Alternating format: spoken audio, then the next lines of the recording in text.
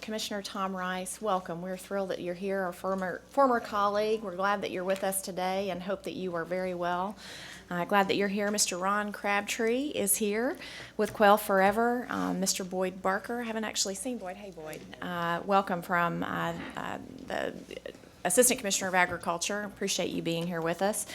And before we get into the committee work, I do want to recognize a close friend, Mr. Clarence Dyes, who's with the Tennessee Fur Harvesters Association, and he also happens to be the husband of Miss Laura Dyes, who's with him today. Two dear friends. But Mr. Dyes, would you like to come and say a word? Thank you. Thank you very much. I just want to take a couple of minutes to give thanks to the Wildlife Agency and their staff. This past weekend, we had for our second annual TWRA and Tennessee Fur Harvest Association trapper training camp down at Buffalo Ridge WMA. And one thing about it, if you're in a drought, just open a trapping season and it'll be raining within 24 hours. But we had pre-registered like 180 students for our class, and I had my fingers crossed with all the weather, hoping we'd have 100, and we had 340. And with thank you. And with the TWRA's staff, Don Hossey, and some of the folks that work those things are retired, and it made about 400 altogether, and it was kind of hectic, and we used to having 12 students or something like that, and it's a good problem to have. We sloshed around in the mud, and those folks fed us all weekend, and it was just a wonderful experience. And we have a kids giveaway. We started about 4 years ago, I guess, and we tear playing cards in half and give the kids half when they register, and they give the kids half and put the other half in a box. And we had 99 in the box for a Saturday giveaway, and we had enough donations for every one of them to have a gift, a small gift. And thanks to, I don't know if it was Don and his staff or the TWRA or whoever, but they furnished some shirts, and I kind of wanted to be a kid again. I wanted one of those shirts, but I wanted to thank the agency and everybody for just, man, it was great. And we're having another one up at Hiwassee in mid to late March. If you have a rainy day that you don't know what to do, just come with us on our trapping line. Thank y'all very much. Thank you.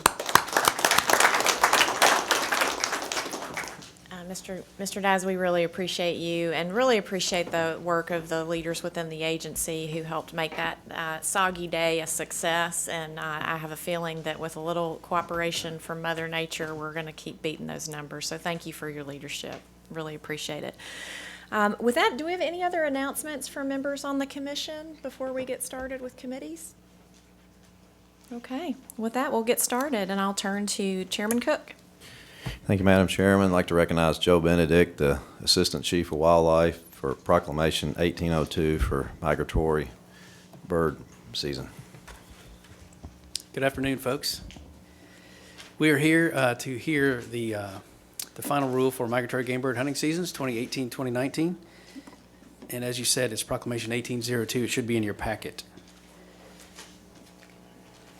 So this presentation is nearly identical to the presentation you folks heard last month in the preview. Just a reminder of a few things. We went through a public information input process last fall, which informed some of these season recommendations. This year we combined our two previous proclamations that we used to call early and late migratory bird seasons. Last year was 1701 and 02.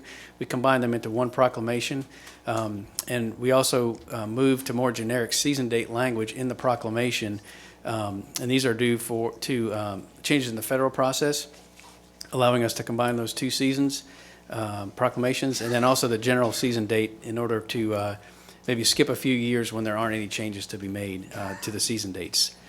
There's a few changes to season dates and bag limits, which I'll share with you in the few minutes in front of us. We've got a modification to youth waterfowl season, and then we did a pretty major restructure of goose seasons. And I do want to just remind folks that Jamie Feddersen, our migratory bird program leader, is the one that put this together. So kudos to him on all the good work for doing this.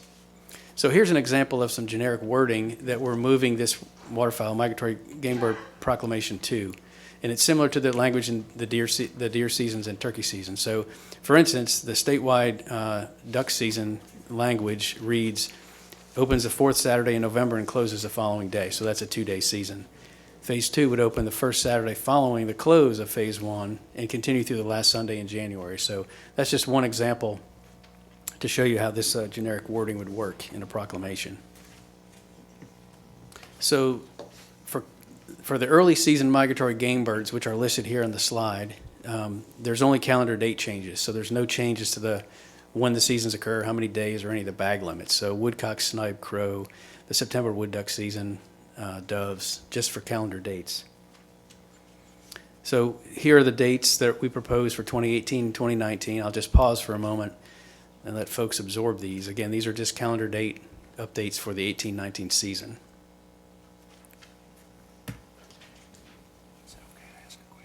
And the same for the dove season. We're proposing for 2018-19. No changes, just simple calendar date Excuse me, Joe. updates. While the slides are up, do you mind if we ask questions instead of trying to come back? Is that okay? Sure, that'd be fine. Commissioner Holbert? Joe, go back to, on the woodcock season, is it possible, or is there, to move it back, or move it forward where it doesn't close till after the first of the year, or do you think that would be, I've got some emails asking if we could do that, and I just wondered, what's your opinion on it? They're claiming that the woodcocks aren't here yet, so I'm not a professional on woodcocks. And neither I am would I. like your so opinion on it, We though. have that in common. So I believe last year you folks moved the season back a week or two, and that's what this is here.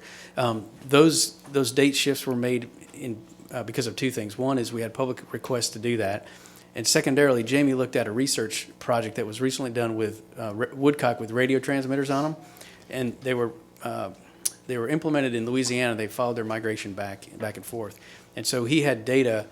Tennessee-specific data of a handful of birds that he used for this season. That being said, the federal framework allows us to go till January 15th. We can set our season ending date as late as January 15th. So it's possible that we could push it back that far.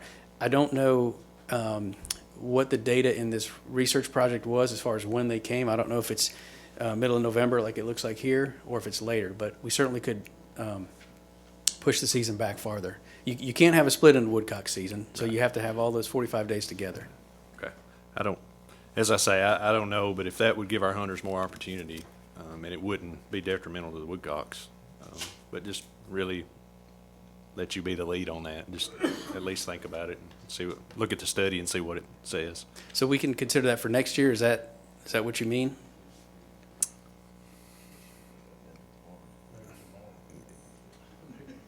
If I don't want to do anything sudden, but I mean, if you can find out something today, that's fine. But if you can't, I don't know that I'd be willing to change something without some information to back it up. So. I can reach out to Jamie. He's at the flyway meeting now. That's why he's not here, Okay. and ask him what he knows about that study. Okay, thanks. Okay. Any other questions on this slide? Is that all the days they'll give you for that? Yes. Yes. Okay, I'll go ahead and pause on the dove season dates. I'm not sure how long we pause there, but again, these are just the calendar dates for 18-19 season.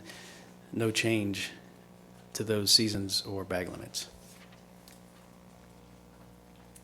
So moving on to waterfowl and coot season, ducks, mergansers, Canada geese, and all the other geese that we have.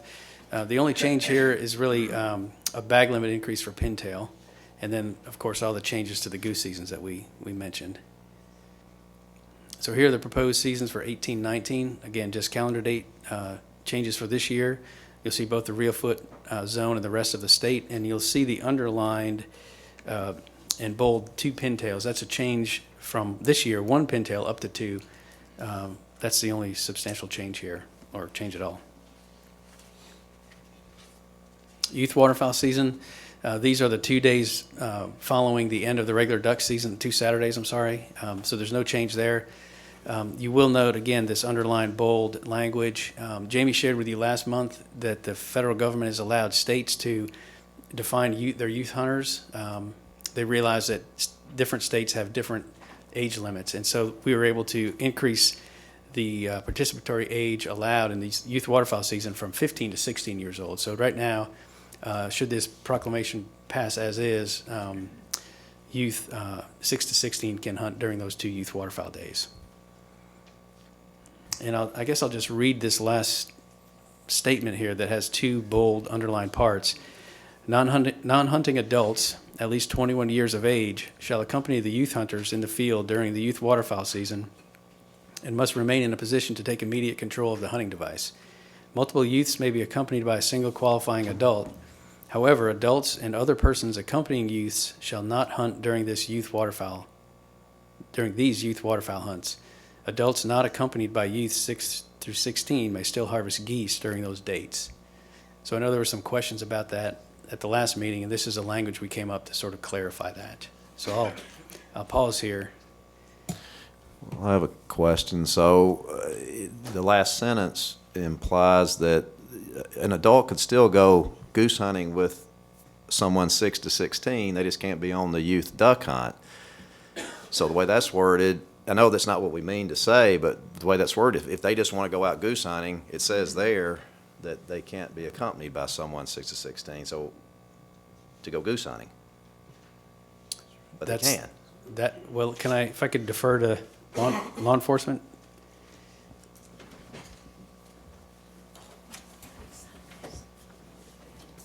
The intent is, if you don't have kids with you that day and you're an adult by yourself, have at it. Shoot geese, not a problem. The intent is, if you're with kids, no shoot geese, no shoot ducks. And that's not what that says? Well, that's exactly what it says, but we don't want a person who wants to just go goose hunting to take his kid goose hunting. Our agency recommendation is, go ahead, Tracy.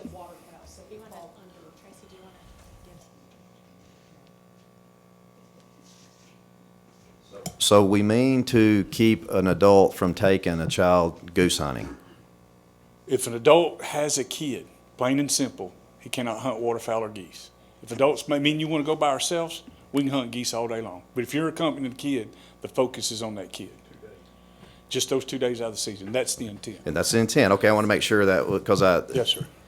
okay, I didn't know we were trying to keep, I thought we were promoting duck hunting here and to take a kid duck hunting, and I guess what we're saying is if you want to go, you're going to go duck hunting with your kid. You don't have the choice to take your kid goose hunting on that weekend. But geese is open for those kids those 2 days only. He could take them, the person could take them goose hunting, but couldn't hunt themselves. Yes, if you got a kid, you're not going to hunt that day. Okay. If you're an adult. If you're off by yourself, you and I, we're in the field by ourselves, it means you can hunt geese all day as adults with no kids present. But there's some folks who just like to goose hunt. But he's going to be waterfowl hunting that day underneath right here where it says geese. Gonna train his dog and call that day. That's the intent. That's our recommendation.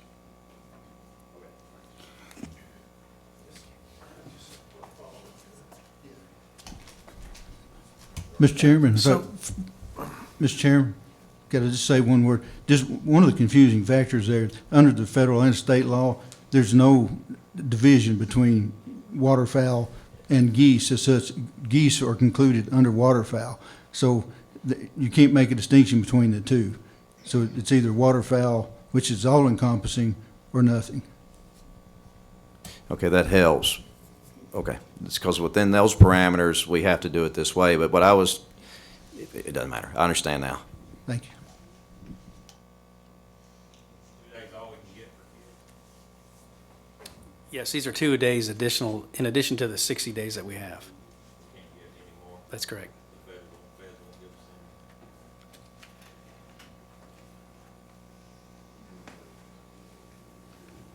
us Okay, I'll move on. So, moving on to the goose seasons. Jamie explained last month that he restructured all the goose seasons, and we got quite a few net positive benefits. The first of which is that all the September goose season overlaps with all of the duck seasons in September. There were additional days for geese spread out throughout the season. You'll see on the next few slides. And in essence, the Canada goose, brant, and light goose seasons all have identical season dates throughout the entire state. So it makes it easy for hunters and it creates consistency. And then the white-fronted goose season mirrors the other goose seasons, but only in phases 3 and 4, and that is simply because of the number of days we're allowed to hunt white-fronted geese. So, as in the following previous slides, these slides and those following, where you see bold is a change, and most of these are additions. So in this case, for white-fronted geese, we didn't. That season used to not be open during the early duck opener weekend in the Northwest Goose Zone, but it is now.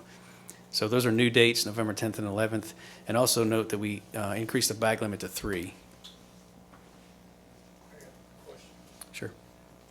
The Northwest Goose Zone, is that different than the Reelfoot Duck Zone? It is different. It's slightly larger, and it goes back to historically when we were shooting migratory Canada geese. I think Jamie is going to look at with some folks throughout the state at making those zones concurrent, the Reelfoot Zone and the Northwest Goose Zone. So we're hopefully in the next year or so we're going to reduce that confusion. There's a timing. So these zones are described in a federal regulation. And we define those, and you can only change those zones every 5 years. So that zone will be up for change in the next couple of years. Thank you.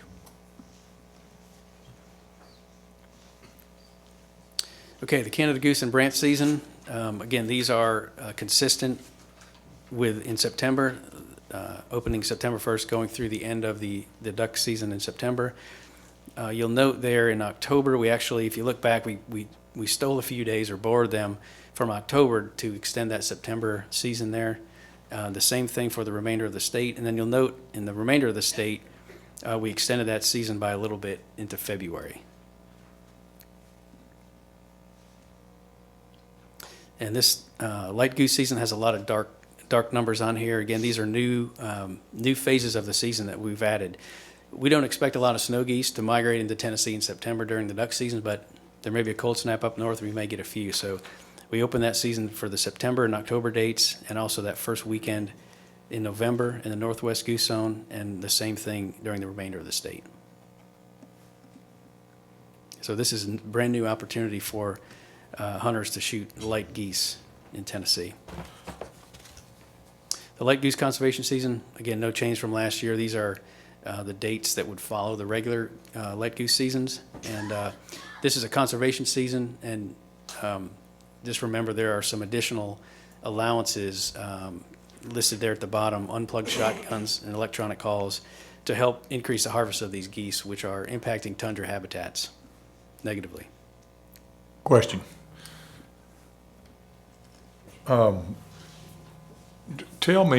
Explain to me why we would have a 20% bag limit on snow geese during the first goose season. Why would we have no bag limit on snows at all, anytime? That's a good question, and I should know the answer. I don't have that handy.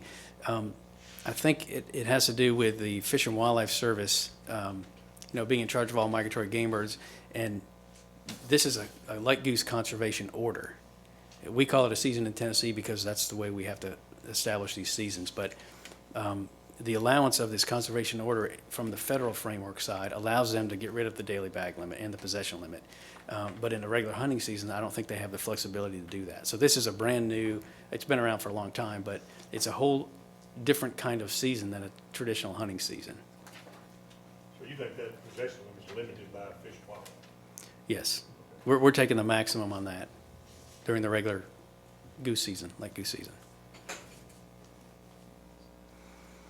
Okay, sandhill cranes. These, again, no changes to the frameworks here or the bag limits, just a calendar date update for the 2018-2019. And I do want to draw your attention to the fact that, we just completed our first statewide crane zone, statewide crane season. We're still compiling those numbers. The harvest is a little over 700. I can't see my notes here for some reason. So that was a successful hunt. We issued statewide tags and crane zone tags. The good news is we looks like we'll get around over 400 additional tags for next year. You'll note that we don't have those numbers in the distribution of those tags in the proclamation. The proclamation is not required to have those numbers, and we wanted to take time and learn about how hunters behaved, how they use their tags, and if they hunted in the statewide zone, or if they moved to the crane zone, and give our staff time to digest how that first season went before we brought back to you a recommendation of where those additional tags would be distributed. So I know there's interest in putting more tags in the crane zone. We turned away, I think, 150 so people last year who came out to the handheld draw. So there's a good possibility we'll be able to put some more tags in the crane zone. But again, we didn't include that here because it doesn't need to be in the proclamation. And that number will change. That number has increased over time. And with the generic wording of the proclamation, we don't have to have them in there. And that will allow us to continue to get those extra permits each year. So we'll bring back to you, a proposal on where we put those additional tags at the March or the April meeting. What are the parameters that Fish and Wildlife is looking at to increase the number of tags we can get? Where do we have to be? There's two factors. One is the population of the EP, the eastern population of sandhill crane, so the national population, and that number has more than doubled since the Mississippi Flyway started looking into this. It went from 45,000 to up to we're over 90,000 now. So there's 10% of that population can go into a hunt plan, and that hunt plan or that number is shared with all of the Mississippi Flyway states, and there may be some other non-Mississippi Flyway states that have those cranes that could have a hunting season. Within the state, we're allowed to ask for a portion of our 5-year average. So there's a big number that we can have population-wise, and then Tennessee basically requests of the Fish and Wildlife Service, and we request the maximum we're allowed. That's what we've been doing. I believe it's 10% of the 5-year average. So every winter we count cranes, we take a 5-year average, and 10% of that number is the most we're allowed. So that's how we get these odd numbers. And so we're going to have 2,300 to 2,700, is that right? Had it changed? We went from 1,200 for the experimental season. We said we'll take 1,200, and that's all we had.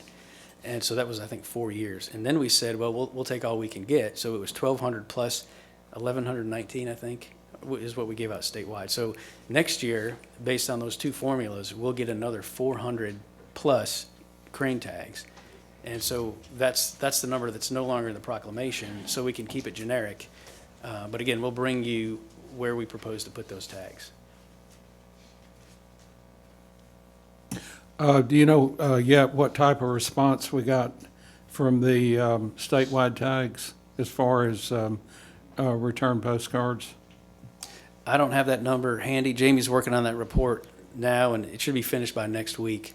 I've got harvest numbers, but I don't have any more detail than that. What were the harvest numbers? I can't see my notes here, but there were around 770 odd total cranes harvested, and I believe it's about 160 statewide tags. And I think of those, quite a few were used in the crane zone. Again, I don't have those numbers handy, but remember, the statewide crane tags can be used in the crane zone. So we'll be able to provide that information. We'll share the report with you, commissioners, once that's finalized. I'd also like to thank Jamie for taking the time to call Commissioner Sanders and me to talk about the upcoming crane season. Since he wouldn't be here, it's a very good move on his part.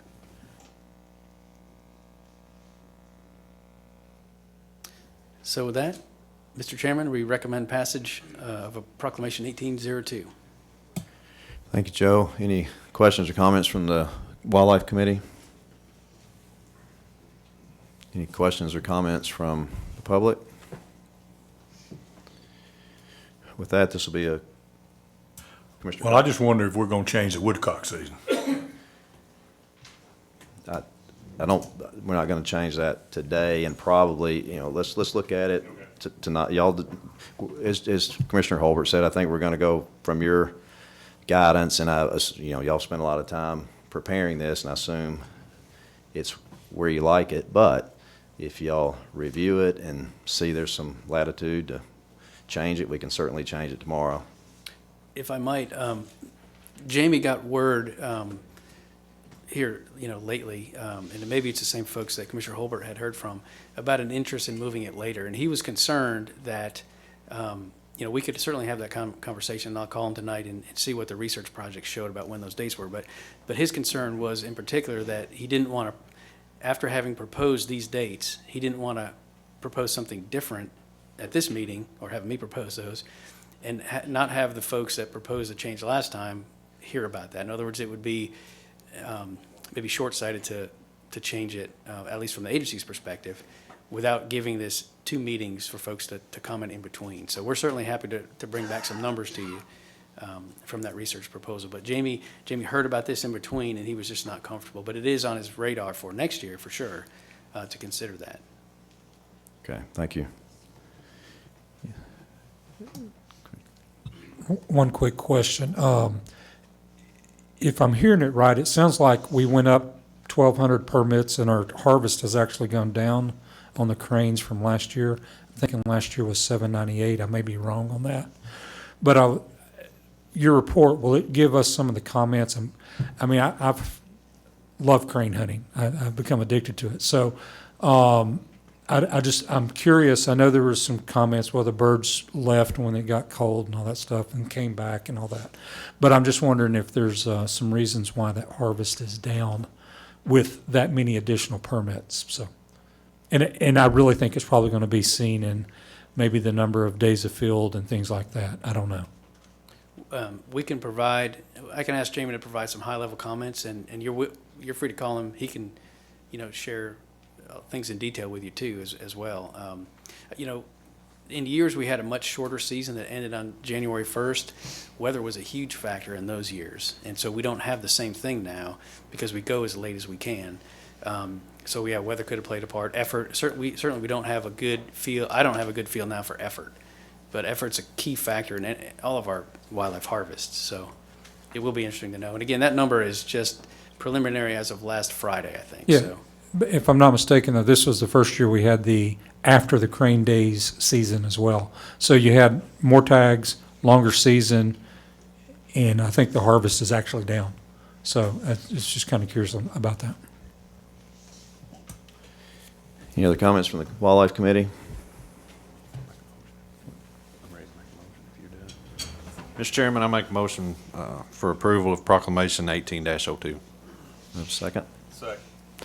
Have a motion approval. So all in favor of the Wildlife Committee, all in favor of Proclamation 1802, migratory game bird season, say aye. Aye. Any opposed? Proclamation 1802 passes. Thank you, Joe. I'd like to recognize Captain Dale Grandstaff to discuss a really cool mount display.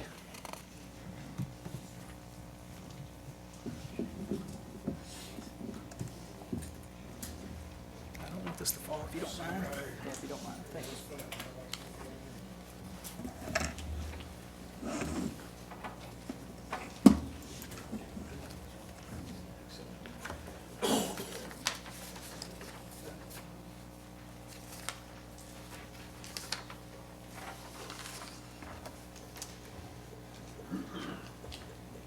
I guess it's been 1 year since I was here last talking about the cluster bucks. So I want to thank you again for letting me come back and discuss them, hopefully for the last time.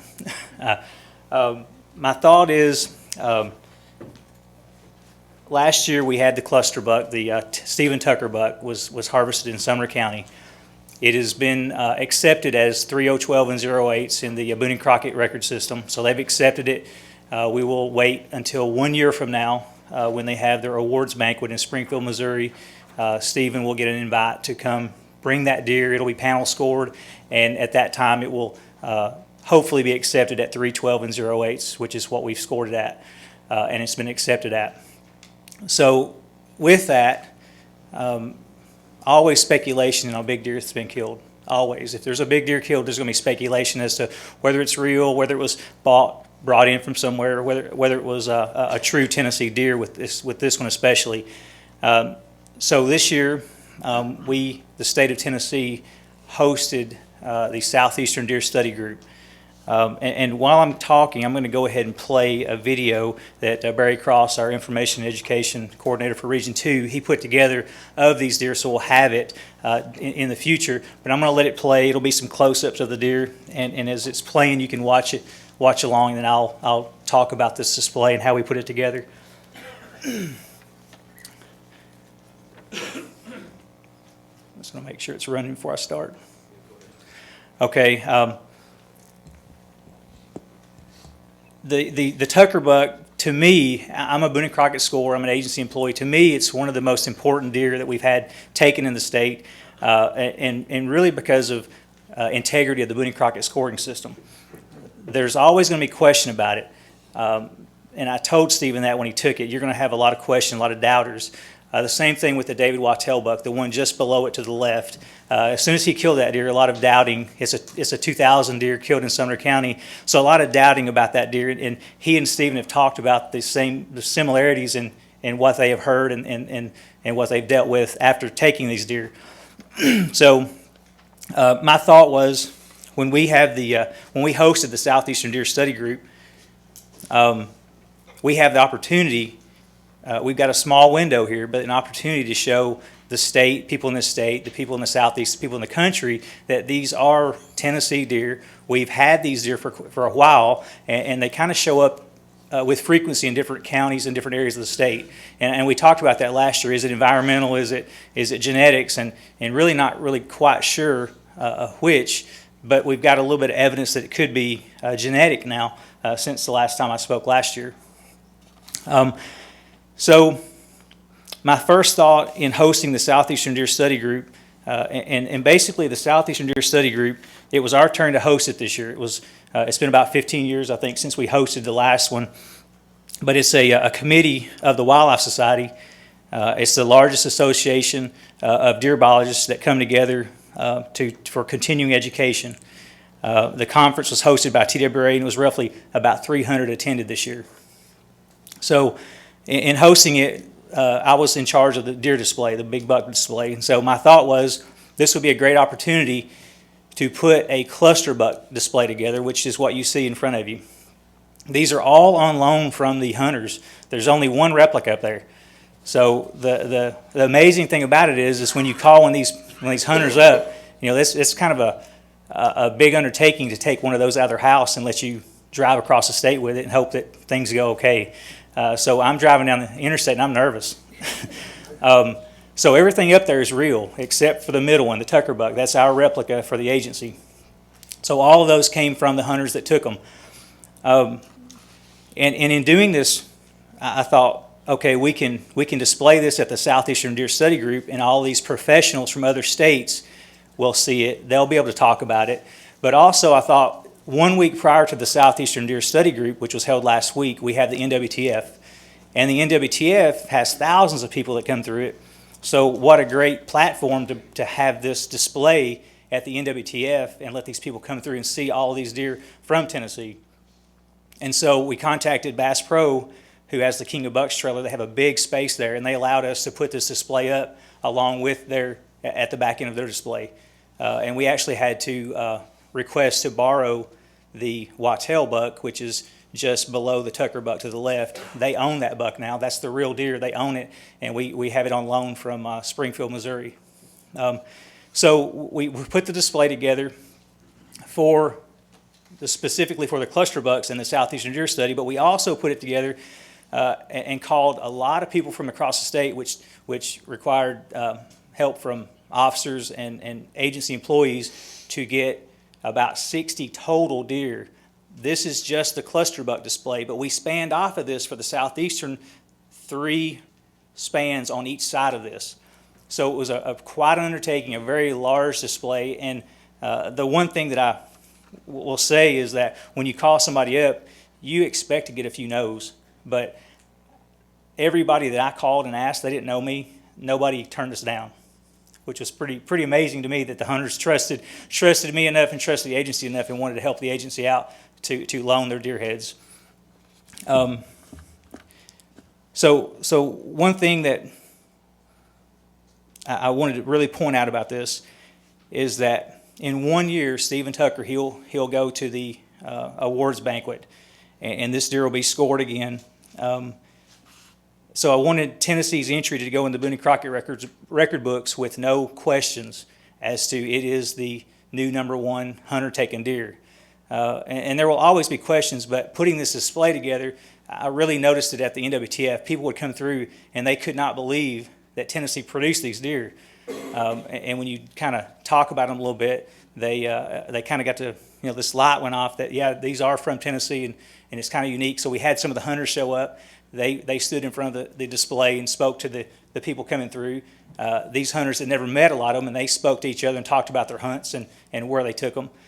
So it was kind of a neat undertaking to see the response that we got from it.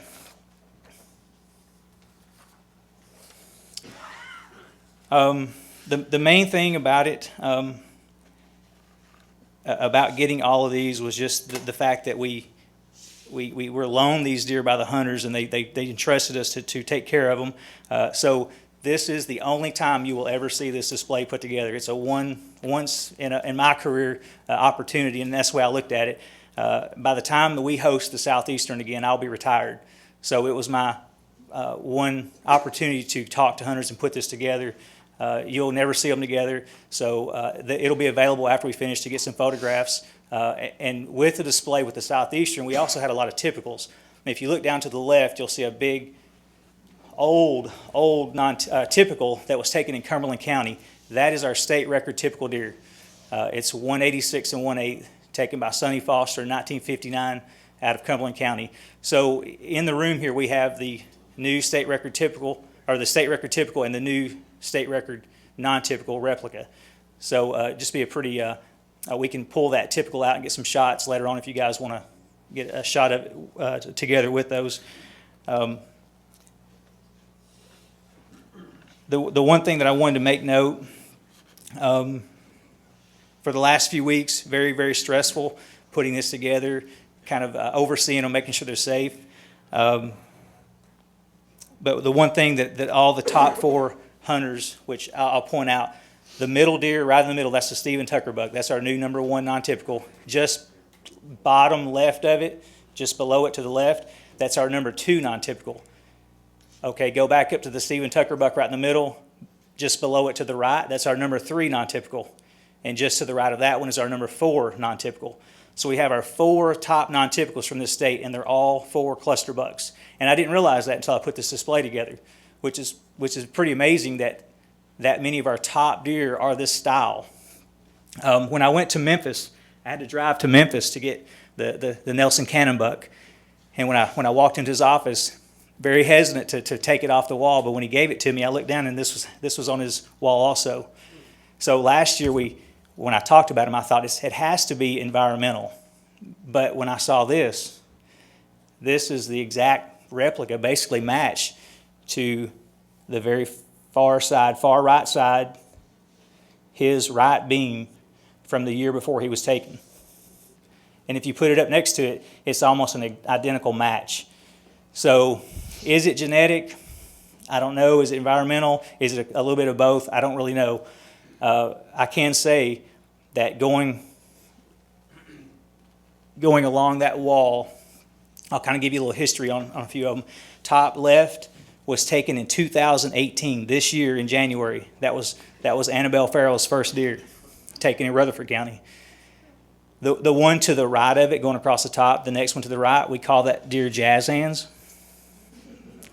That's a Sumner County deer. So we have 3 Sumner County deer on the board, and they're all taken in relatively a small area. And then we have 2 Haywood County deer on the board over to the right, the #3 and #4. They were taken in a relatively small area. But they're from all over the state. You keep going across the top, we have a Madison County deer, the third from the left. The one on the very end, very top right over there, that's from Lake County. Come back, or actually just go straight below it. That one's from Haywood County, Nelson Cannon. Go to the left of that one, Justin Samples from Haywood County. And of course, the Tucker buck in the very center. To the left of the Tucker buck is the David Wattell buck from Sumner County 2000. And then just left of that is a deer that I had no clue that we had. I had not seen it until it showed up from Chad Gannon, officer in East Tennessee. He brought it to me. But that deer is a Wayne Byington buck from 1982, scored 209, and I had no idea we had that deer, that it existed. And then just below that one, on the very bottom, Chad Lofton from Chester County. And then all the way over at the bottom is a Davidson County deer taken in 2012 here locally, pretty close to the office. So they're scattered out all over the state.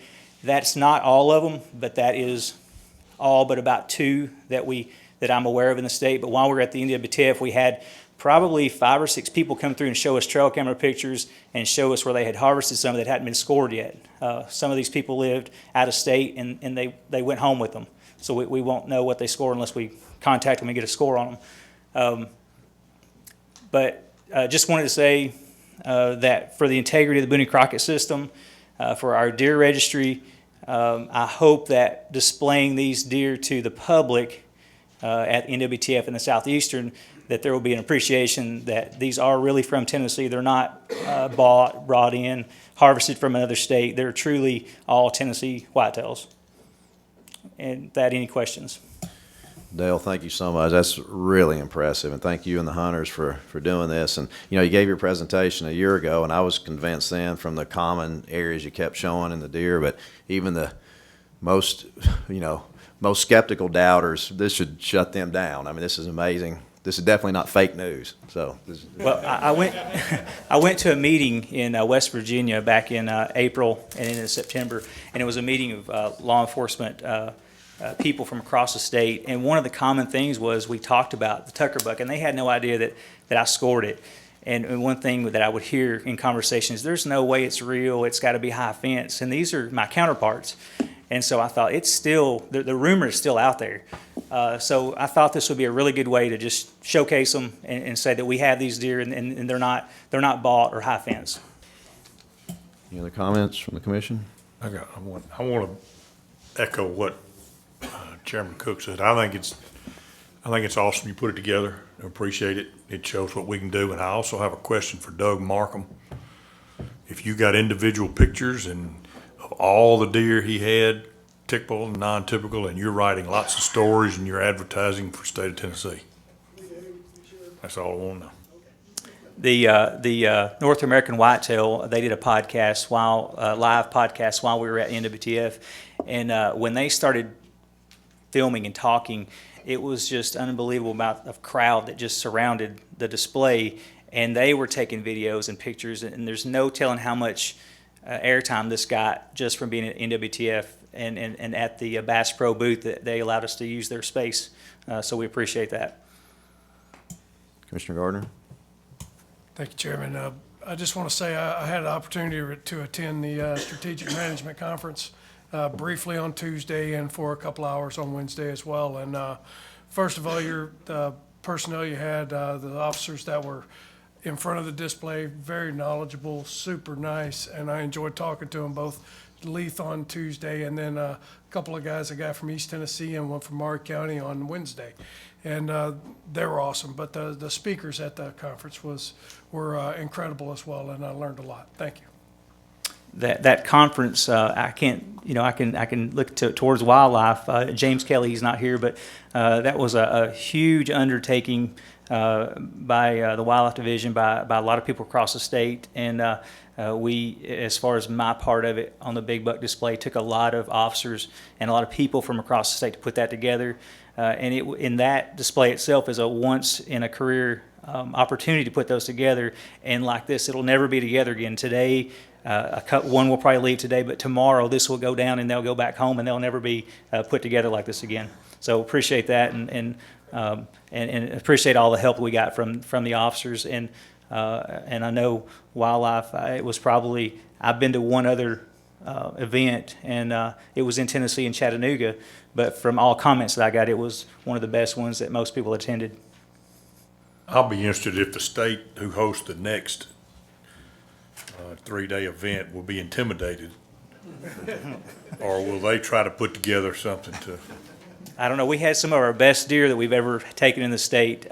If you'll notice, if you look at this board, there are some, social media really put them on the map as far as we kind of knew who to contact. We could pick out 20 points plus and look for these deer, but everything on that board was taken from 2000 to now. There's only one on that board that was taken prior to 2000. So that says a lot for our management of our deer herd in the state and what it's kind of grown into. Any other comments, questions? Thank you, Dale. It's very impressive. Really Thank you. appreciate it. I'd like to recognize Bobby Wilson, Assistant Director, to discuss the 2-year season setting.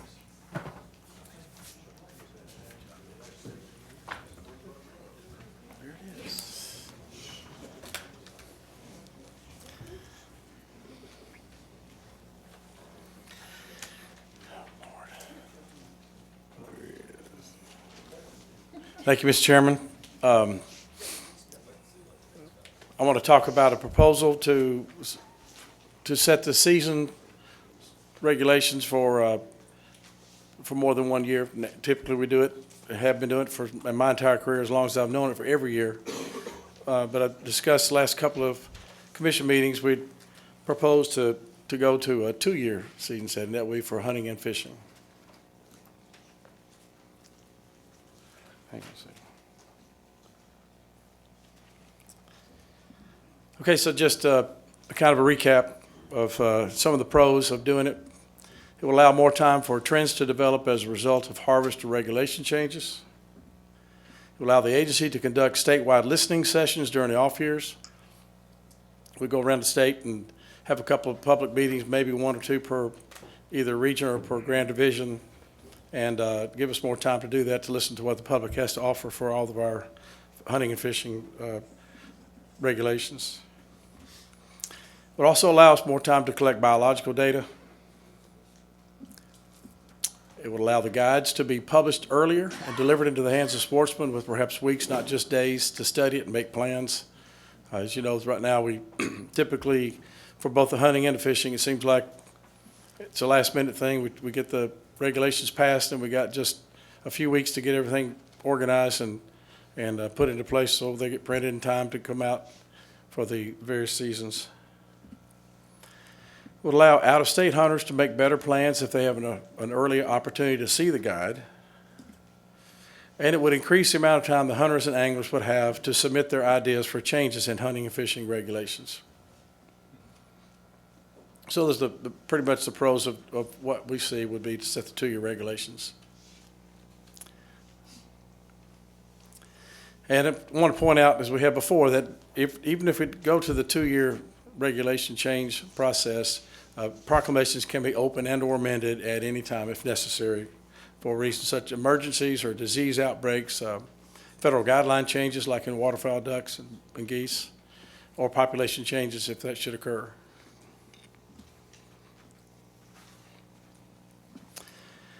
And just to summarize also, we sent out a survey to all the states asking about their regulation setting process and see what they did. And 27 states responded, and of the 27, 9 set theirs every 2 or more years. Some set them for 3, some set them for 4. And 6 set their fishing regulations every 2 years. These are the western states that may have elk populations or big game that they survey every year. They change their regulations every year accordingly. And 2 states set theirs as needed, so they don't have a set schedule. When they set them, they just say when it's time to do it, we'll do it. And then 2 states that are currently doing annually are considering going to a 2-year process.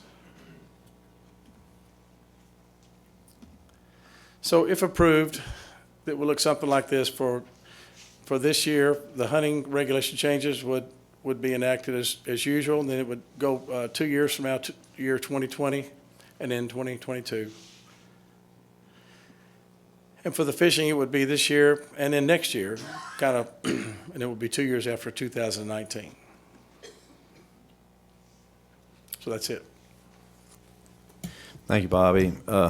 Just to reiterate again, this was at the request of the commission, and appreciate you preparing this. And I think today what we want to do is just discuss get folks' opinion, the pros and cons. So I'll give my opinion. I think we should do this. And the thing I like about it, several things I like most, is we get to see what are the results of our actions. When we set a season, instead of just changing the next year, we have a couple of years to see what's the result of the changes that we made. As you said, the hunters can be it's a bit more consistent than changing things every year. I think sometimes we get in the habit of maybe doing something and changing it back, and that gets very confusing. What was my other? Oh, the other thing that's difficult too is when new commissioners come on, especially for wildlife season setting, they might be on for 2 months, and then we set a new season, and that's the reason for doing the wildlife on the the odd years off of when you have a commission change. So then you're a bit more educated and make better decisions. Haven't been here for a while to understand the issue. So those are my opinions as to why we should do it. But let's just leave it open to I'd say leave it up to the entire commission. This is just in the wildlife committee issue. So anyone else on the commission has an opinion? Commissioner Gardner? Yeah, I've got, so if we do the 2-year adoption, let's take the woodcock issue, for instance. And we set hunting seasons for 2018, but during the process, we get the information for the 2019 season that woodcock in particular would need to be adjusted a week or two, one way or the other. You could then go in and adjust the woodcock only without opening the whole hunting. Is that what you're saying? Well, they would still have to open up the proclamation, or they could amend the proclamation, but I think they have to open it up but they could make that one change. That would be the purpose of doing that. But there's nothing that prevents you from an off year making that one regulation change? No, it's not. I believe what would happen too is on the off year, the agency would come back with just a report on here was our harvest, here's what happened in that year, because we have to learn from, okay, what did our change do? So to give us a report, they just won't have to go through the process of making recommendations, which, is a multi-step process with multiple meetings and multiple layers through the agency. So you would give us a report, and obviously if there's an emergency situation where something has really gone wrong, we can always make a change at any time by proclamation, but at least you'd be reported on every year and then change it every other year if needed. And the 6 states that you say do fishing every 2 years, do they do hunting every year? Is that why Yes, you they do hunting. specified? Okay. Right. And like the ones that have elk, they do surveys in the survey of the elk population and harvest from the hunters. They kind of go by the surveys from that, and they put all that together and then set their seasons every year. Okay, thank you. On hunting, yeah. Thank you. Commissioner King? You gave a list here of the upsides of the 2-year setting, and personally, I don't see a downside, but are there some downsides that I'm not thinking of? Well, I had some on the slides I showed last time. Right, but I don't commission meeting. remember. I think it was, one of the impressions is that it might be a cost savings for example, you might be able to publish the guide every 2 years, when they realized we really couldn't do that because date changes, for example, in the hunting season and wildlife management areas, things like that. The date changes here. Downside, that don't change at all. It's really not a downside, but it's not a pro. So we just Right. put it listed as a reality.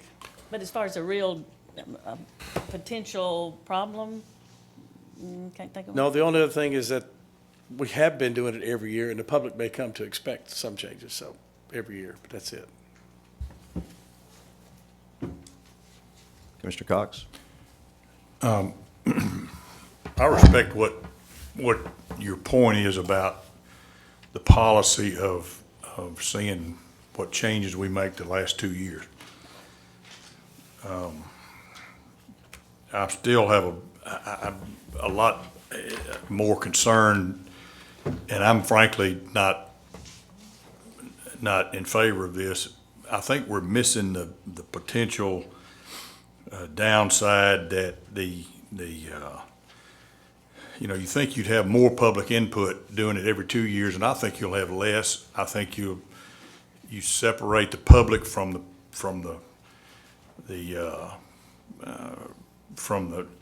commission and the agency. I don't think setting it every year, if there are not many changes, the agency doesn't spend, I can't see where they spend a lot of time on it to make a recommendation where there are no changes. And, you know, you talk about the button book issue or something else. It could be commission policy that you just understood that we kind of don't do that. But the bigger thing to me is I think if you do this every other year, I mean, this is the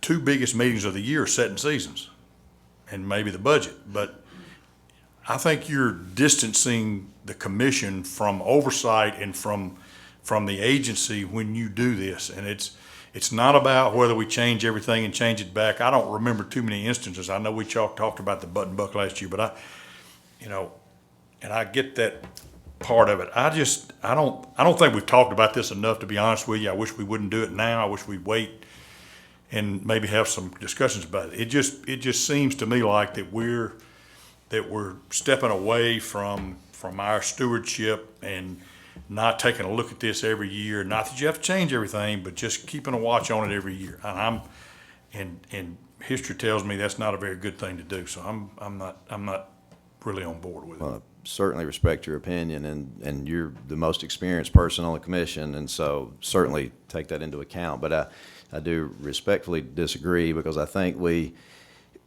still have the oversight, and even we still have the responsibility. It's just that I think this is true, Bobby. Help me and clarify this. But in order to set the seasons, you go through the same process every year, and most of the time you come up with the same conclusion to leave it alone.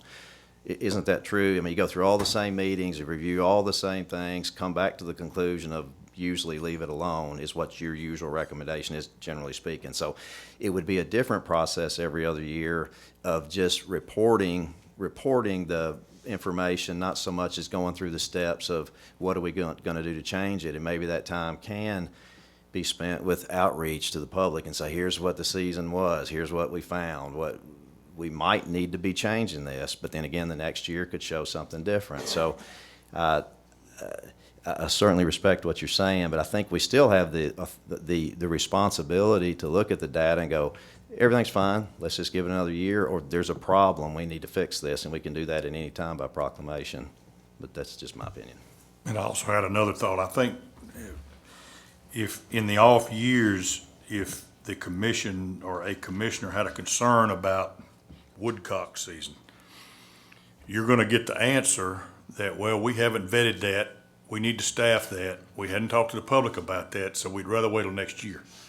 So getting something changed in off years is not going to be as easy as just saying, well, we can change it in the off years. I think it's going to be more difficult, and you'll end up waiting a year to do everything. So. And I agree with you, and I think that is sort of the purpose, maybe, is to make it a little harder just to change, because to make a change. I think it needs to be clear that we need to make a change, and kind of keep it a little more steady at the helm instead of swerving some. I think that's the general idea, but if it needs to be changed, then to change it. Commissioner Swan? I tend to agree with Commissioner Cox on this. If we do a 2-year season setting, that means that next year they won't go through all the layers of studying the harvest from the previous year, because it will be 2 years from now. And the thing of it is, what if we have a situation like we have this year where the doe harvest is way down and our deer harvest is way down? We've got a 2-year season already set, and we've got that problem. And I agree with Bill. It does distance us from the day-to-day operations of the agency. Thank you. Any other comments? Bobby, one of your things that you said, you could look at the biological data history. What would 2 years do versus the biological data you've been keeping for 30 years? I mean, what's the difference? Explain that, how that you're saying you could look at the biological data history. Give me a little insight why we're looking at it every year right now. What is a 2-year deal going to do to help?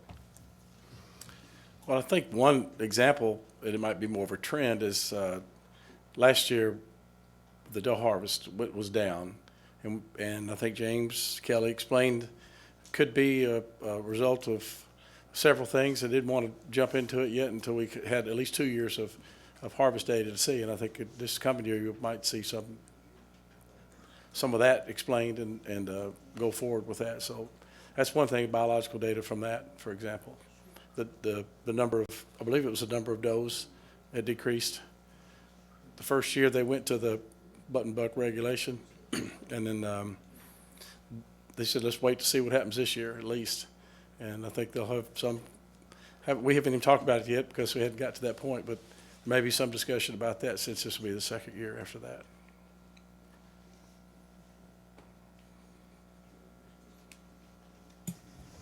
Any other comments?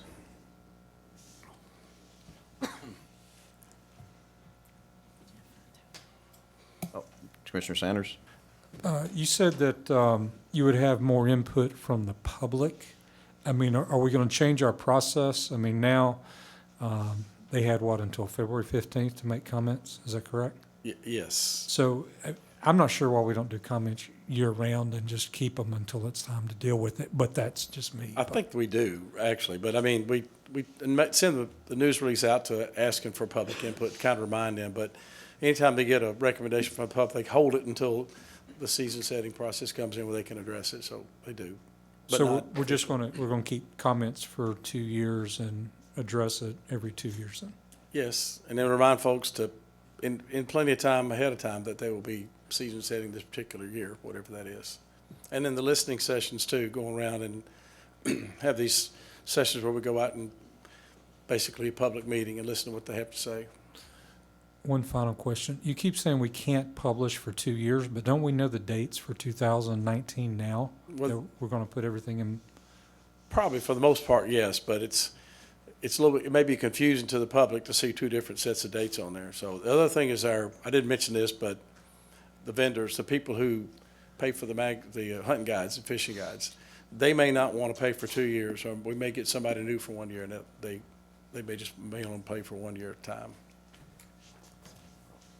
Does the guide cost us money, or is it covered by advertising? I'm going to defer to Don King on that. There he is. It costs about $20,000 per year with the reduced cost because of the advertising. So we spend about 20 above what advertisers pay for? Yes. Okay, thank you.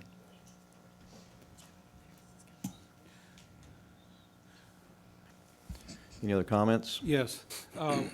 Do you think there'd be some confusion if we had a 2-year setting policy? We come out with a hunting guide, and then we come out with a new one next year, and there are some minimal changes made in it. Do you think that would cause confusion on the part of the person that thinks, well, we've got a 2-year season on this? Are you asking me? Or the Yeah, I'm commissioner? asking you. Okay. There may. At least I was looking at you. Yeah, I couldn't tell if you're looking at me or Commissioner Cook. There probably will be some initially from some anglers and some hunters because they're used to seeing changes every year. But I think if it was set in place over time, they would get used to it. All right, any other discussion? Well, very good. Well, thanks. Those are great points, and appreciate the discussion. And yeah, I agree with Commissioner Cox. I don't think we should vote on this today. Just wanted to have the discussion, and we'll continue to think about it. So, thank you.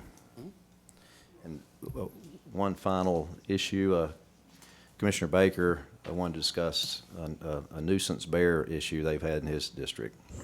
Yeah, we're having more and more bear conflicts up in around the Kettlefoot and the Laurel Fork reserves up in my area, and I'm getting a lot of phone calls from county mayors and local politicians and bear hunters and everybody else involved. Our bear reserves have definitely fulfilled their need, and I think we're at the point that we need to discuss some limited hunts or opening some areas up to help control some part of the population. I wish Dan's not here today, but I've been talking with him quite a bit. I've been to some of the Bear Hunter Association meetings and other things, but something that's going to come up in the future pretty soon that we're going to have to address, or it's going to get addressed for us down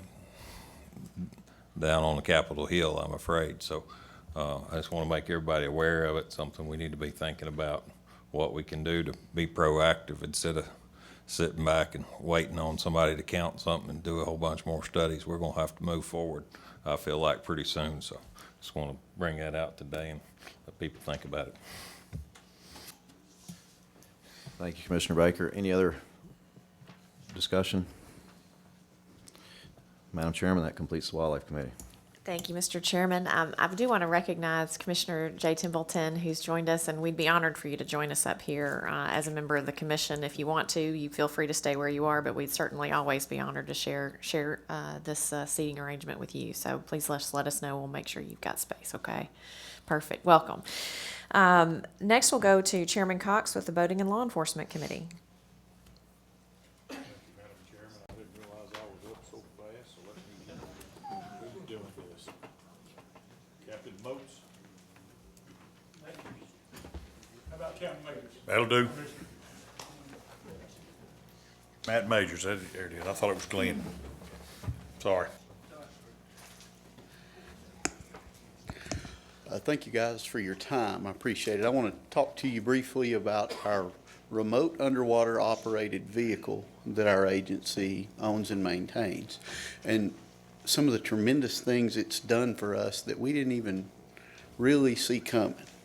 What you see on the screen is the exact unit we have. It is produced by Video Ray, and it is we use it for a number of things. We're going to sort of showcase that here. Primarily, port security. Our officers for years have been the face of law enforcement on our waterways, so it would seem to be a great and easy fit for us to have all the tools we need for port security. And so some years back, approximately 2012, I believe, we applied for a grant and received this Video Ray ROV for the purpose primarily of port security. And while we don't get very many calls for the use in port security, it has certainly proven itself as a valuable tool within our agency. Which brings you to the second point, agency investigations. Not only have we used it for tremendous things within our agency, but you'll see we've done a lot of things to help other agencies as well. Assistance to other departments, that's probably the one we didn't see coming. There are only 3 of these in the state of Tennessee. One of them resides within the Hamilton County Sheriff's Department, and they're a great partner, and we often call on them for assistance, as well as the Tennessee Valley Authority. So once people learned how valuable this equipment is, they naturally started calling. So let's look at some of the things we've done with it. Our dive team, who operates all over the state, first and foremost, our dive team is primarily interested in safety of our divers. We collect a lot of good information, not only for biological purposes, but also for law enforcement purposes. One of the things this ROV does for us is allow us to go underwater, look for any entanglement hazards, and the officer that's getting ready to go underwater or the agency employee can see what they're going into, whereas that's not always the case without this ROV. They can tell how deep it is, they can tell any entanglement hazard, so it provides tremendous amount of safety for our officers. And being a diver myself, it offers some peace of mind to know that you've looked at what you're going into. Additionally, waterway incident investigation. We're charged with investigating boating accidents throughout the state, and as you can imagine, a lot of our evidence will sink, so we can go down before there's any human interaction with that evidence and basically take pictures, take video of that underwater crime scene, and we do that pretty well. Infrastructure inspections, rather. Contacted by one of our wildlife managers. He had an aging water control system at an agency pay lake. He had some really old diagrams and drawings of what it should look like, but he did not know how to proceed to find out where the failure was. And really the only option is to send divers in. Water was really high. There were some broken places and some grates missing possibly in this structure. So sending our ROV down, he could actually sit there in the boat beside us and see what he needed to get fixed on that structure, or see if he needed to replace it at all. I can tell you he was tickled to death because he didn't even know how to proceed. He didn't know what the problem was. So we provided him real-time data of what he was looking at having to replace. Assistance to other law enforcement agencies, you know, when people find out you have something useful, they're not afraid to call on you. And that's one thing I'm very prideful about our agency is we will assist other agencies if we have time and we have the ability to do so. We've been inundated with calls from other agencies for a number of different things we'll show you. And I've even got one incident on here about lost state property we were able to recover. I'll show you that. Here on the screen you actually see one of our divers during a training exercise. This is pretty clear water for most of the diving that we do. Most of it is pretty low light and you can't see more than 6, 8, 10 inches sometimes. But what we can do in these clear water situations is we can watch what our officer's doing. We can find out if they're in trouble or if we need to send down a rescue diver. Whatever they may be doing, in the right circumstances, we can utilize this to sort of look over their shoulder, make sure they're safe. And while I don't like having things around me, it's good to know somebody's watching me from above. Our highway or our waterway and incident response, we get called to a lot of different places. This is a really compact unit. It stays inside of with one of our investigators or one of our officers. It can be launched inside or from a boat. It can also be launched from the actual land itself. So the picture you see on the right is one of our state parks, Cummins Falls. We actually had to rappel all of our gear down in there, but we were on a missing persons case at that point. But very portable. We can move it around and we can get it to the parts of the state we need to fairly effectively. And like I alluded to, assistance to other agencies, from my notes, best I can tell, we've had over 30 calls for service. Now keep in mind we haven't responded to all of those. We have a pretty good system in place to try to determine an immediate need or an immediate response, or whether or not some people call us and they think they need our ROV and they actually don't. So we've assisted all these agencies, and it's truly been a bridge builder, because those agencies, as you can imagine, will turn around and assist us when we need help. So we do try to do that.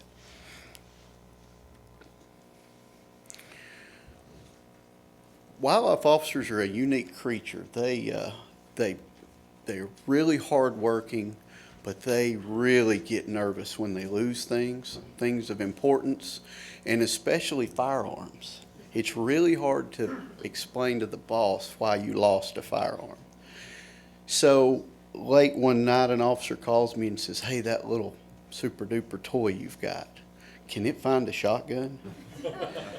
And I said, "It may be able to. Its limiting factor is the operator." So we went and looked, and what you see there is the gun was actually in 60 feet of water, and we were able to take the manipulator on the front of it. It will actually grab a hold of it, and we pulled it up. And while a shotgun is only a couple of $100, it really helped that officer kind of not have to tell that story. But nonetheless, I'll let him remain anonymous, but he did try to hug me very dearly that day in the boat when we pulled his shotgun up.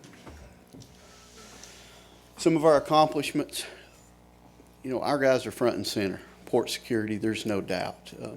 We're there when there needs to be a presence on the water, as well as when there doesn't need to be one. Our officers are out there. There's no doubt that this piece of equipment has made us more of a major player and helped us provide a vital role for underwater searches and port security as well. Again, I alluded to the building bridges. Other departments now have assisted us that didn't normally assist us because we were very willing to help them in their time of need. As far as publicity goes, anytime this is mentioned in one of our press releases or by an officer, it's very common for an immediate follow-up with some news or media outlet to call us and say, hey, we'd like to look at this. We'd like to see what this thing is and what it does because it's very unique. So we have had quite a bit of positive publicity. Manpower reduction. I can tell you the one we have now has paid for itself on on-scene man hours for our boating accident investigations. You know, it's not a great topic and not a fun topic, but we are approaching approximately 40 body recoveries with this. While not a fun thing to do, the benefit to be able to recover a family member quickly for the family that's gathered there on the bank has been tremendous. Many of these recoveries have been in less than an hour, some of them less than 10 minutes. So when officers call me and say, hey, can you bring that? You can wait till tomorrow. I respectfully decline and say, I'll come today because I don't want another family to have to go through that when we're missing people. So it's been a tremendous, it gets our guys back off that scene, it gets all the rescue squads gone, gets the media gone, and it gets the lake back to normal somewhat. Wrapping it up, to say that this is a tool that sits on the shelf would not be accurate. This ROV is used every month somewhere, and as you can imagine, in our summer months, it's used quite heavily. There have even been times we have had 2 and 3 calls for this thing in one particular day. So it's certainly a utilized piece of equipment. We're hoping that adding a second ROV to our fleet is just going to make us a little bit more functional.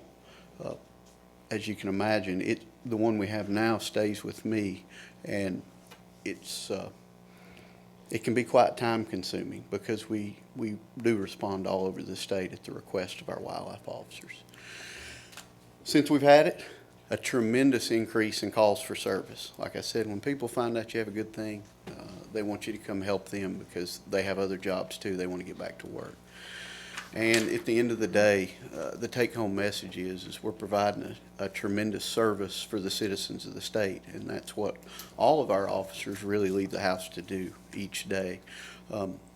Some of the tasks we get with this ROV are pretty challenging mentally and emotionally, but they are worthwhile. And I have seen this particular ROV really bring closure to people in some tremendous times of crisis. So I'm thankful we have it. With that, that's all I have, and I'll certainly answer any questions. Thank you, Matt. Let me express my sincere apology for calling you Glenn Moats. I'm sorry about that.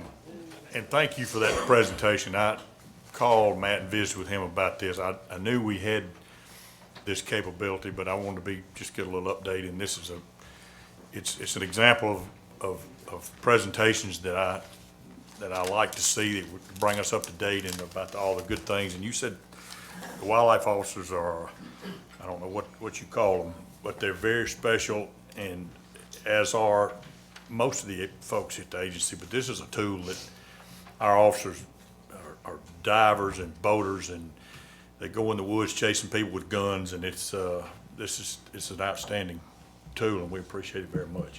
Sure. Anybody else have a question, or what does it cost? I think Lieutenant Colonel Moats has the number. He doesn't show me the number, so I wonder he's why fixing that is. I think he's going to present to you He may some be asking for numbers. another one, okay. That's my hope. Lieutenant. Yeah, when did we buy the first one? Did I miss that? It's about 2012, 13 it went into service. Our initial training was in 2013, and it has been wide open ever since. And no maintenance issues or anything? General associated? maintenance, it has some oil seals that we have to replace. As you can imagine, they're proprietary and they're pretty expensive, but the one we have right now is functioning accurately. And if we do get a new one, while it may be an upgraded model, it will not make this one obsolete. All it will make us be able to do is have them spread out a little further and centrally located to the places they need to Yeah, be. that was my next question. Were you going to regionally locate the two and not keep them both in mid-Tennessee? They won't, no, they will be spread out. And then any time that myself or one of our other operators are not going to be in town for vacation, we actually will drive them to somebody that's going to be available. It is, people call for it and they need it right then. So we don't want it to really sit on the shelf. It's not, it wouldn't be useful then. And is there a cordless application to that, or is it always run on a cord?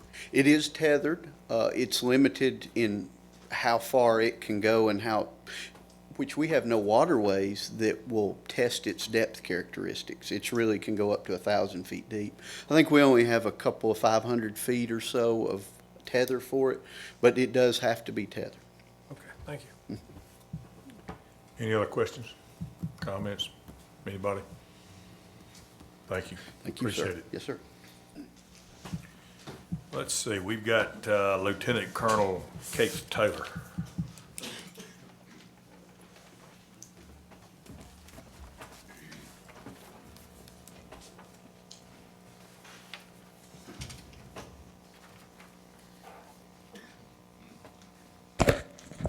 Good afternoon. Last commission meeting, Commissioner Holbert asked that I put together some dollar figures for regional or district freezers to store CWD deer that we would seize for evidence in cases for law enforcement, and also wanted to price some incinerators and some storage bags for CWD deer that we would come across.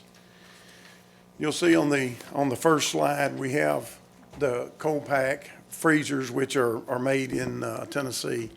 We price those, and there's an indoor and an outdoor type of freezer that we can use.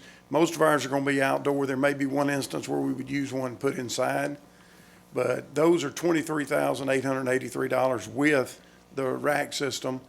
We actually built in $1,000. That was $22,883. We built in a rack system, which they've not come back with a price. They were struggling a little bit to come up with a system at Cold Pack, so we're waiting on that. But I built in $1,000, and we may have to go to have that done, built custom to hang the deer, because if we pile them up in there, we're going to have issues with them all piled up and trying to get them out, because they're just going to kind of all bend together. So that's the actual freezer cost. The additional cost that you see there, they're required to sit on a pad. These freezers are 12 by 12, so we went and did a 14 by 14 so we could set the compressor on the pad as well, and a generator, and the electrical connections on site where they bring that out and put those on will be $300, and we included backup generators, because these units, if they go out, you can imagine what that would look like if it was out for 2 or 3 days. And these deer all thawed out in there. So we got that, and that cost is $3,500 per unit. That's $25 for the unit and $1,000 for the installation of that. And the monthly electric and the annual maintenance costs. We have, on these units, we found that the ones we have that we use now for evidence storage, they do go out with some regularity. And the other thing is the seals around the doors will go bad, and they're quite costly to replace as well. The incinerator we looked at a model, and Tim White had already looked at these, and he has this unit. We have several units that we went through and looked at. This I-8 model has been given to us as one that would be acceptable to be permitted. And I've contacted TDEC and started a process of discussions with them on what the procedure is for permitting. And it's pretty complicated, but sounds like it's going to be doable to permit these. You're going to have someone who is the operator that will be assigned to operate these units. So we'll probably do them at the end of deer season. We will take all the deer that we've had turned over to us by the judge and declared to be destroyed. And then we would have an operator do this for ever how many days it takes to get through that, and would think that would be someone in the wildlife management area where we locate that could do that. And then there's numerous reports that have to go back to environmental for whatever you incinerate. And those are 54.6 plus shipping. So he had said like $60,000 for total cost, but I think that would do it to 54.6 plus just a little bit of shipping to have those brought in and set up. Those two have to have a concrete pad, the electrical connection, and one of these metal carports you see on the side of the road that they have to be covered, and the actual stack would go up and go through that. And that costs $3,000 in their annual fuel cost. And the other thing that was asked to be presented were body bags. And we had Stacy Saxton, the Wildlife Division, ordered several different types of body bags from a company, and they were all examples they sent us to look at. I have two that I've actually brought with us, and one of those is a 54 by 90, which is the big one that would be big enough for anything we would be able to get, which would store an elk, which we doubt we're going to have an entire elk, but the head just itself would take up a huge bag. So we got those, and we were going to do like 50 of those to start with, and the 36 by 90 should hold any deer that we have, and 300 of those statewide. Those numbers are absolutely a guess for me, because if we change what we're doing as far as restrictions, it could make the numbers increase dramatically, or it could actually stay about the same depending on how people adhere to the regulation that's imposed if it is changed. So with that, I'll entertain any questions you have. Anybody got any questions, Kurt?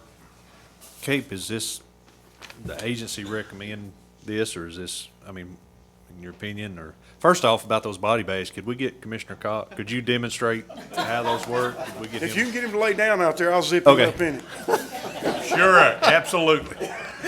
Absolutely. I think he'll fit in that. They're 90 inches long. The elk one, I'd like to see how it works. Anyway.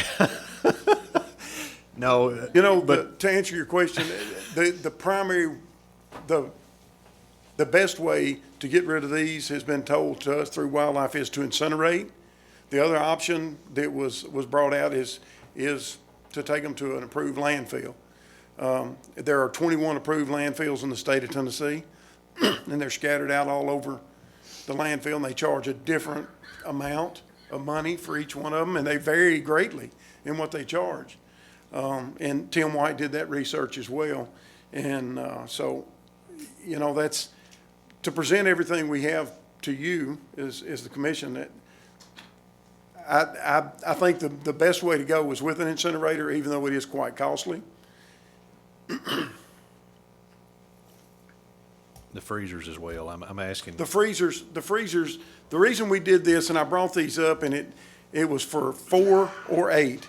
We have four regions, of course, and 8 districts, and we're spread out so far in between, and with these volume of numbers, a 12 by 12 freezer, you think about that and think, well, that's real big until you start putting deer in there and hanging them up. And we're proposing that because of the numbers that we expect, and these are strictly for CWD, because once we put those in there, we can't put any other evidence in there. So everything CWD is going to have to go in these. So we want to strategically locate these around the state and in the districts, and have identified places we want to put those within each district in the state. So we would propose that we go with 8 as opposed to 4, because of the vast driving distance to get these to where they need to be to house the evidence.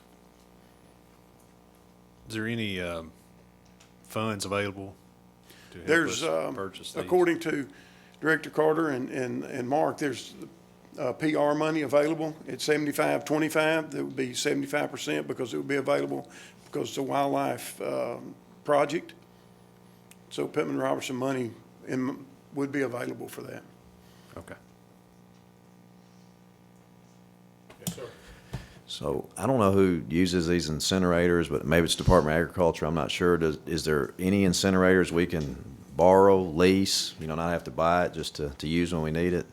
There is one incinerator that is located here at the Department of Agriculture that we've used in the past for some things, and then ex-Commissioner McMillan has said that his son has one. I'm going to call him once we see what it is that he was doing medical stuff with, burning in there, And we're gonna see what that is and if that size would be appropriate to do with us, and if we could get it permitted for that use.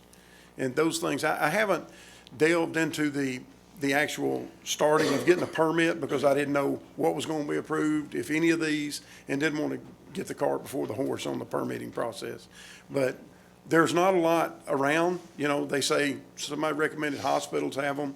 I just don't think that the hospitals are gonna want us dragging a deer across, loading it on a gurney and running it down the hall. I don't, but I think there are some available, but I don't know if they will let us use them.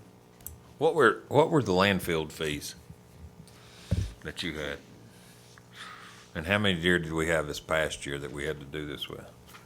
Okay, the deer that we had last year, we had 47 in Tennessee. 47 deer. 47 is what we had last year. Of course, we're anticipating the change in the regulation and what that might be. And like I said, that is just trying to anticipate what it could be. The fees for the incinerators, some say $0 for residents, $10.50, $40 a ton, $29.70 a ton. One of them was $60 for a horse, $53. So they're all over the board, but all under $100. And some say they don't charge state anything. So, you know, it's just kind of, they vary depending on the counties that they're in. There's 21, they're scattered all the way across the state. They're all within a driving distance. It would be reasonable to get there. What was the other question? How many? We had 32 and, I'm sorry, I said 47 last year. That's incorrect. We had 32 in 2017 and 15 in 2016. So it was 32 last year. That was the total number I quoted to you. Anyone else? Mr. Chairman. Thank you, Mr. Chairman. I had asked for data on what other states who have either our current policy or the more restrictive policy that's being contemplated in the rural hearing. Do you know what other states are doing in terms of their strategy for this and in terms of scope? It varies. You know, looking at the numbers, Georgia only seized 12 last year. Georgia, pretty much by their policy, Colonel Ryder got that policy, and looking at it, they mostly enforce this based off of processors and taxidermists. When you see them talk about the general public, apparently they don't stop people much and just, you know, check a deer if they see it on there and it turns up from another state. I don't know how they wouldn't, you know, and just seeing them and checking people would have deer on their vehicles. But Kentucky last year seized 50, so somewhere in the ballpark of where we're at, and Arkansas 12. But Georgia buries them or in an approved landfill, or they take them to a thermal incinerator like we're talking about that is apparently they have there and located in different parts of the state. But I don't know if it was purchased by the Wildlife Agency or if it was one that was available somewhere else. Thank you. And are any of those states closed states in terms of, do they have what is their Would they policy have all consistent or- with what we're what will Art, be in the do you rural have that hearing? information? And Yes, I have, although Arkansas is closed to all other states. When I talked to them, they had confiscated about 100 over the last 3 years. And would you mind, and I hate to ask you to do it, if you've got information, I'd love to hear kind of what their strategy is, if they've got 100 a year, do they have a similar strategy? They had gotten several incinerators and then also had, also had dumpsters set up for hunters within the containment zones for hunters to put the deer carcasses in, and then those were taken to sanitary landfills or incinerated. And I'm sorry, and I'm happy to review this if y'all want to send it via email, but in terms of several incinerators, I'm trying to get a concept of if this proposal's in anticipation of a change in policy, what other states might be doing. So I'd love as much detail. And do we have other states' strategies that have a consistent policy beyond Arkansas? I don't have the information from other states Okay. as far as numbers of incinerators. I think that might be helpful information to know in terms of scope.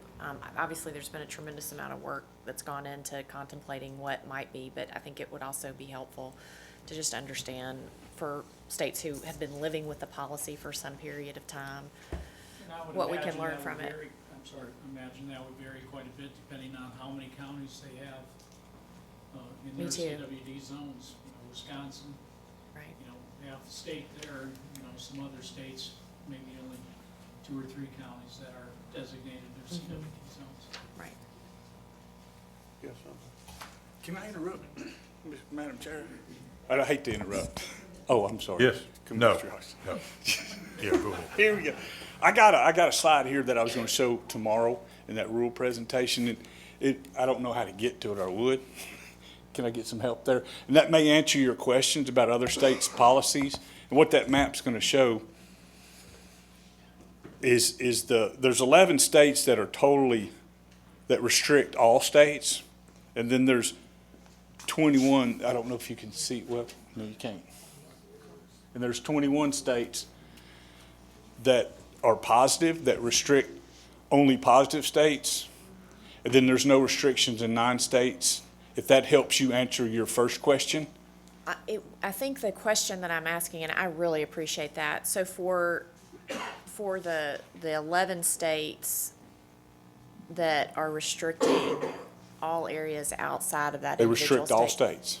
Right. For Mhm. those 11 states, as an example, what's their storage policy, their freezer you know, how are they thinking about the freezer incinerator question? And this may have come up past, and Tracy may help me here, but the challenge we have in Tennessee constitutionally, these southeastern states, when I was at the Southeastern Association, I posed this very question. Yes, sir. But their general practice, they have the ability inside their law that they can confiscate, take immediately, and dispose. We don't have that opportunity, that we have to store these until they're adjudicated in court. And that's why that 8 freezer plan is very important to us for storage, if that helps you. So So we're the only state who has that? pretty much, yes, ma'am. Is that about right, Tracy? I'm sorry. No, that's okay. Tennessee Code annotated 70-6-201 and 202 prohibit anything from being seized as contraband. The court has to declare that. So the only thing we can do is take it for evidence, hold it until the court determines there's a conviction, and then the court decides that that's contraband, you can't get it back. So And that's in the code, so That's in that the code, statute, yes. that wouldn't be a constitutional requirement then? I It's just not wanna- can you clarify that constitutional. for I me? think where he's going is due process, that they've not been Gotcha, but convicted. right now, the It's not in the authority for that Constitution. is statutory law? Yes. Got it, okay. And That's again, that's our challenge, is we have to hold these until they can get court, where these other bordering states, especially in the southeast, they can snatch, grab, and go, if Got that it. makes sense. And We just don't one- have that luxury. One more quick clarifying question, is Tennessee the only state that has that due process in statute? I don't know. I don't know. So I guess that's kind of my wondering is, of those 11 states, or any of the states who have a similar policy, do any of them have the statutory protection? And if they did, is there anything to learn The from it? legislature took our ability to seize as contraband away in, I think, '09. So it's been there for a while. I have no idea what other states are doing. Thank you very much, I appreciate that. Brian? So if I understand this right, you take this deer into custody, put it in the freezer. Correct. So it can stay in that freezer until The court whatever date that point. we have. Okay. So at that point, it could stay in the freezer a little longer until we could get a group of them together to go be incinerated. Right, those freezers will be evidence freezers, and everything that goes in there will be tagged as evidence, because it'll Okay. be held for evidence and seized that way. So they will stay in there as evidence until the court date. The judge will make a determination on the disposition of the deer, which could be that we're gonna have to saw the antlers off, or he's going to saw the antlers off, or she can get it back to them. Whatever that is, we would accommodate that at that location, and then we would take everything in these bags, and at a certain day, take them down to incinerators. If we had enough to take them and do it one day, we would do it that way. But they would stay in there until what time we were gonna incinerate them or bury them. Okay. So I guess what I'm saying is, with the freezers, the incinerators would be less important. We could look at other avenues where we didn't have to go into the permitting process and operating process. We could utilize other incinerators that might be already operated by the state. If we can find some, either that or burial in these approved dump sites. Okay, thank you. Are you going, and I think I know the answer to this, but you're gonna commingle CWD deer and evidence deer in the same freezer? No, we're not. That, we have some freezers, so the deer that we take from people in state, like this shot one at night or whatever in illegal possession, we'll put in a freezer that we currently have. And then we So will, these we are will house strictly these completely, Unique for CWD. absolutely. Nothing else will go in these freezers ever. Commissioner Sanders, you got a question? Yeah, going based on what Commissioner McLaren just asked, freezer's obviously more important from what I'm hearing from. Agreed. So could we not have a single incinerator? Since the way I understood your presentation, sometime after things are adjudicated, then we're going to take them and burn them. So Right. freezer more important. The only time that would have to be done sooner, if we have some adjudicated and the freezer's full, we would have to take those and get rid of those so we would have room for more, if we have that much volume. And I guess my next question is, have we checked with like crematories and kind of going on what? We have not. Because, I mean, I'm assuming it's the same. I mean, I'm not an expert on that, and I don't think they'll be nearly as offended as a hospital would. I don't know. I don't know, I don't know anything about that business. Yeah, I don't either. Luckily, but, I don't know if I don't know if they want you to bring something to their crematory and burn a deer in there. I don't burn think somebody's family yeah. member.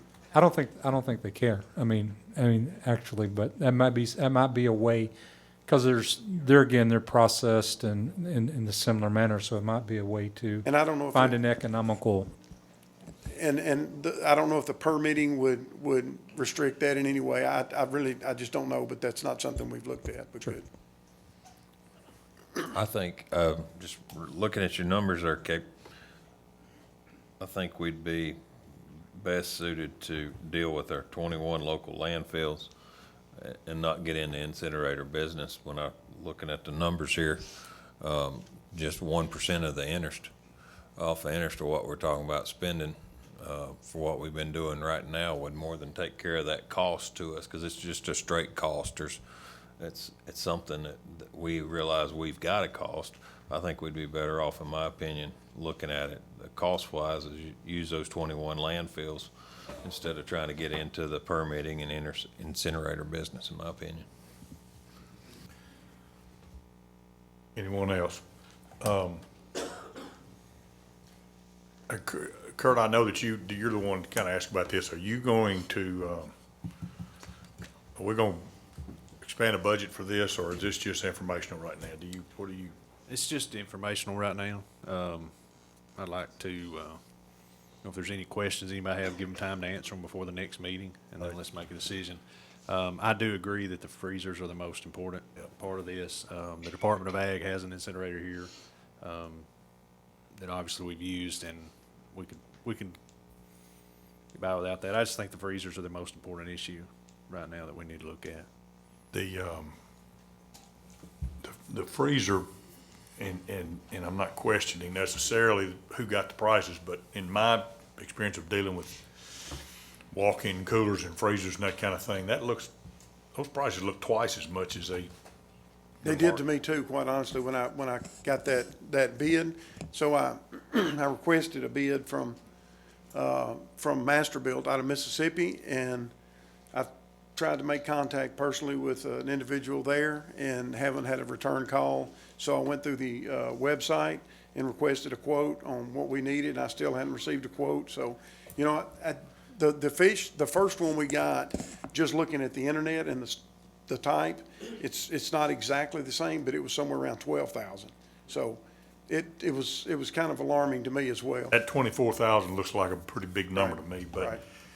but I agree. I think And the we're freezers going to continue to try to get a quote from Masterbuilt. I hate to to have to fight somebody to get them to price me something they want to sell me, but that's kind of where we're at right now with them, and we may look for another vendor and try to do that, but. Yeah, Commissioner Stroud. What's our timeline on this? I mean, we've talked about staying in front of this thing. I can't see you. And, I mean, I think we're getting some really important information and things that we need to mull over, but when do we pull the trigger on this thing? Is it coming up, in your opinion? I mean, is this something that we need to be looking at right now? The timeline for us would be probably in, it'll take a while to get these freezers ordered and get them set up. We will start to see deer. The archery season is, of course, open in September. Yeah. So by then, we could start seeing deer. And I would say we need at least a month and a half lead time to get these ordered and set up, because they will have to build these individually, the way I understand, and then bring them and set them up on site. Right. So. Well, I'm just thinking, we need to be aware and be careful and not let this thing run over us. Well, I think it's going to depend probably on the decision of whether we allow importation anywhere. If we make that decision. Good point. And then, like Commissioner Holbert reminded me, if we make that decision, then we may be taking a lot more deer than we wish we would for at least in the beginning. So that may be what causes the numbers. With that said, Commissioner Cox, that we're going to have some type of solution because of the issues you talked about. We were putting CWD deer in with other evidence because we have no other options currently. So we would really like to have something for freezer wise to get these separated so that we're not cross-contaminating with somebody. We give them a turkey back or a deer that was held in there that was not a possible CWD, and it turns out to be that. So we'd like to separate those anyway and give us a solution. Well, I'd like to suggest you chase down a price that might be half that much, and if you can, and I'd like to see a proposal on it, but to do it. But anybody else? Somebody in the audience had a question or something. Yes, sir. Would you come to the microphone and state your name, please, for the record? My name's Ed Williams. I've got a question about the landfill option y'all are talking about. How long are the CWD prawns, how long are they active in the ground if you bury them? How long are you going to have CWD in that area? Because as they fill these landfills, eventually there'll be a park, there'll be something else there, ball fields or whatever. So how long, if we put them in a landfill, are they going to be active? I'd have to defer to the biological side. I don't know the answer to that. Well, Chuck.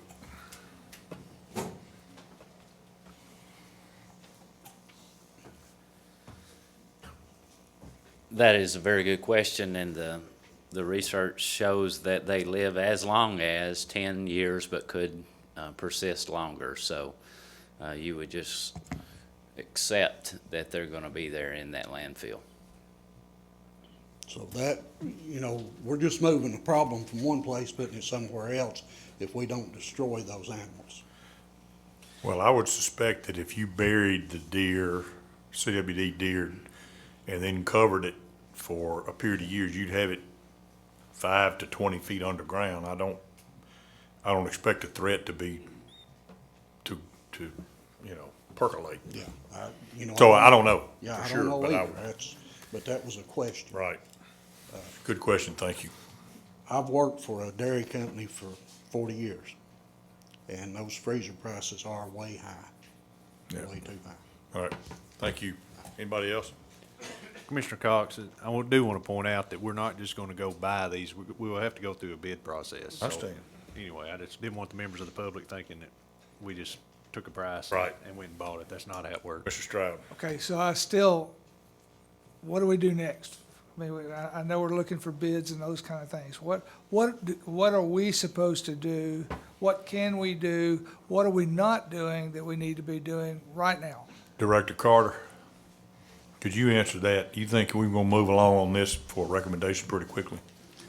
I would think we could answer a lot of the questions that have been generated here today, especially in relation to what other states have done and what they're doing. This return from the directors meeting with the other southeastern states 2 days ago, and there's a lot of movement of what's going on in states that are looking, doing very similar things that we're considering doing.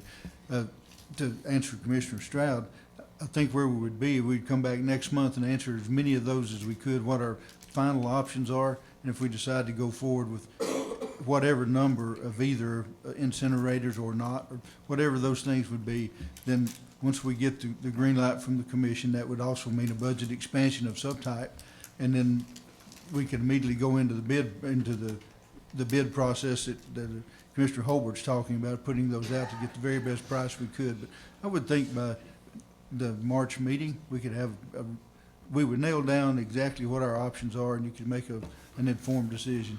Well, from what I can read from the commission, I think that this is probably would probably be approved, so I would suggest maybe you start whatever you need the RFP process now and maybe report in March so we'd be ahead of it, at least for the freezers anyway. The incinerators may be another question, but that's just me. Anybody else? Thank you. Thank you. Madam Chairman, that's all we've got. Thank you very much. With that, I'll call on Commissioner Holbert, Chairman of the Budget Committee. Thank you, Madam Chairman.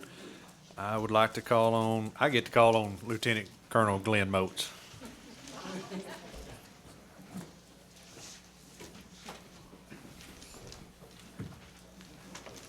Thank you, Chairman.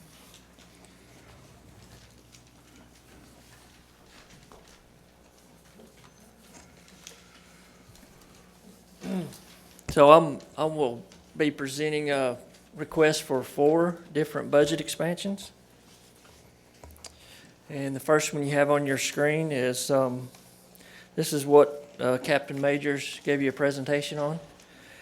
So we did apply this year also with the Department of Homeland Security for what's called a port security grant for the Port of Nashville, and this is administered by the Coast Guard. And we were one of the few agencies in Tennessee that actually received a Homeland Security grant this year. So it appears like they were favorable to our request and what we use this for.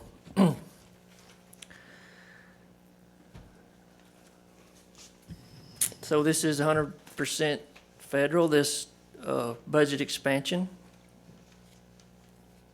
And it will be used to purchase another ROV. Thank you. Do y'all need to hear these separate, or I just go through them all? We'll do them separate. Okay. All right, any questions? Motion? All right, got a motion. Do I hear a second? All right, any questions, discussion with the public? Does that completely cover all your expenses, the purchase and That everything grant you there? need? Yes. No, it's a 75-25. So the other part, we already have budgeted this year. It will be paid for out of monies that we buy supplies and equipment with, boats and that sort of thing. So we don't need to expand for that. We've got some of that to cover that part of it. So this is 75% of what the total cost would be. Yes. Okay, that's a little confusing, the way you read that. All right, any other discussion? All in favor, let it be known by saying aye. All opposed, like sign. Motion carried. Okay.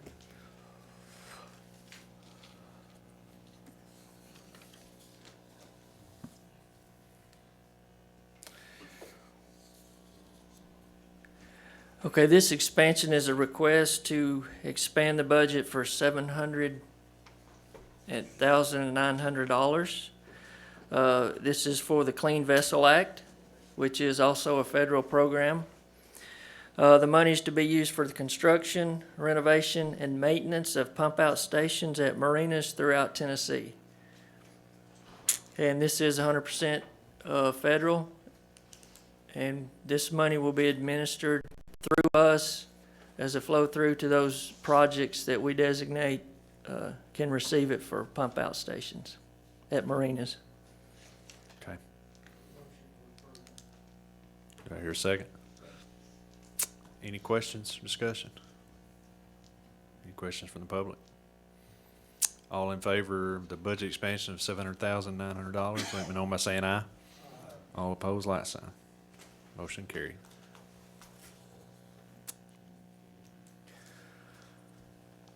This is also federal Coast Guard money through the Boating Infrastructure Grant Program. And this will be used to complete 24 transient docks and slips at Whitman Hollow Marina, which is on Norris Lake. It will also include a 200-foot covered walkway and an ADA accessible boating facility with restrooms. 100% federal money. Thank you. We got a motion and a second. Any discussion? I've got a quick question, and I may know the answer to this already, but is it pretty typical that we grant to private dock owners? Yes, but I think there's a stipulation they have to keep those slips open for transient boaters to use. This is for non-trailerable boats that come in that want to have a place to dock for the night and move on. So the grant is to allow marinas to build these facilities for folks when they may not otherwise have the money to accommodate them. I asked this question before. Didn't we have a grant for the same folks last year? That I don't know. I think so. Who could answer that?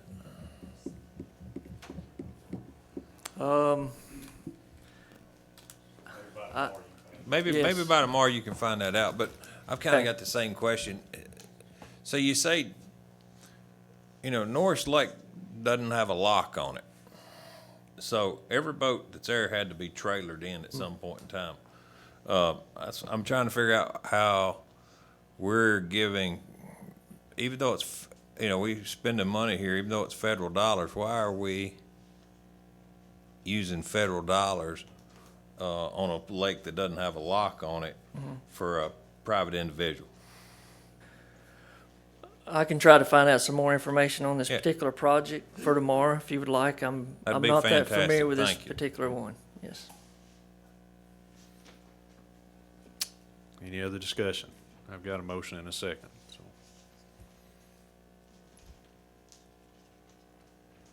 All right. All in favor of the budget expansion of $259,000, let me know by saying aye. All opposed, like sign. Okay, motion carried. Go ahead. Okay. Okay, this last one, we request to expand the budget by $22,000. This will be to upgrade a courtesy dock and a fishing pier at the Harrison Bay State Park, which is in Hamilton County. The funds will be supplemented also with $10,000 that was raised by the Union Sportsmen's Alliance to renovate and repair the existing fishing pier and courtesy dock. The USA, or the Sportsman Alliance, will also provide all of the labor in making these renovations. The funds that we request to be expanded will come from the marine fuel tax account.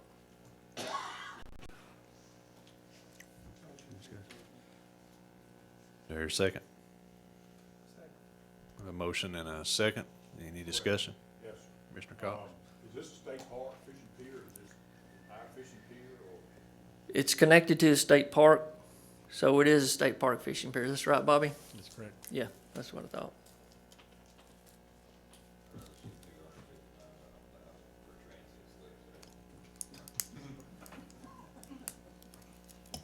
I have a question. Commissioner Sanders? Clint, just to make sure, because there seems to be some confusion with people Yes. in Chattanooga. Okay. This is the one right there at the restaurant, that, No, I don't believe so. or is this the one on Wolf Teever? That's where I'm confused. It's at Wolf Teever. Wolf But Teever. I think Bobby may have some more information about this. Well, I'm not as familiar with it either. I'm sort of, if I could, I would like to introduce somebody who's from the Union Sportsman Alliance, Robert Streety. He's right in front of me. Robert, raise your hand. Do you have a comment? Can you provide some more information about that? Just, thank you. If you would just state your name and when you speak. So we'll have it. My name is Robert Strady. I'm Conservation Manager for the Union Sportsmen's Alliance. This project was, if probably a lot of you aren't familiar with who we are and what we do, but we're a national conservation organization, nonprofit, but we're based here out of Tennessee. Our national headquarters is actually in Franklin. And what has happened is our members with the UAW Local 42 in Chattanooga raised $10,000 that they wanted to put on the ground for conservation. They asked us to try and find a project. We went to the public and asked what project was needed in that area conservation-wise.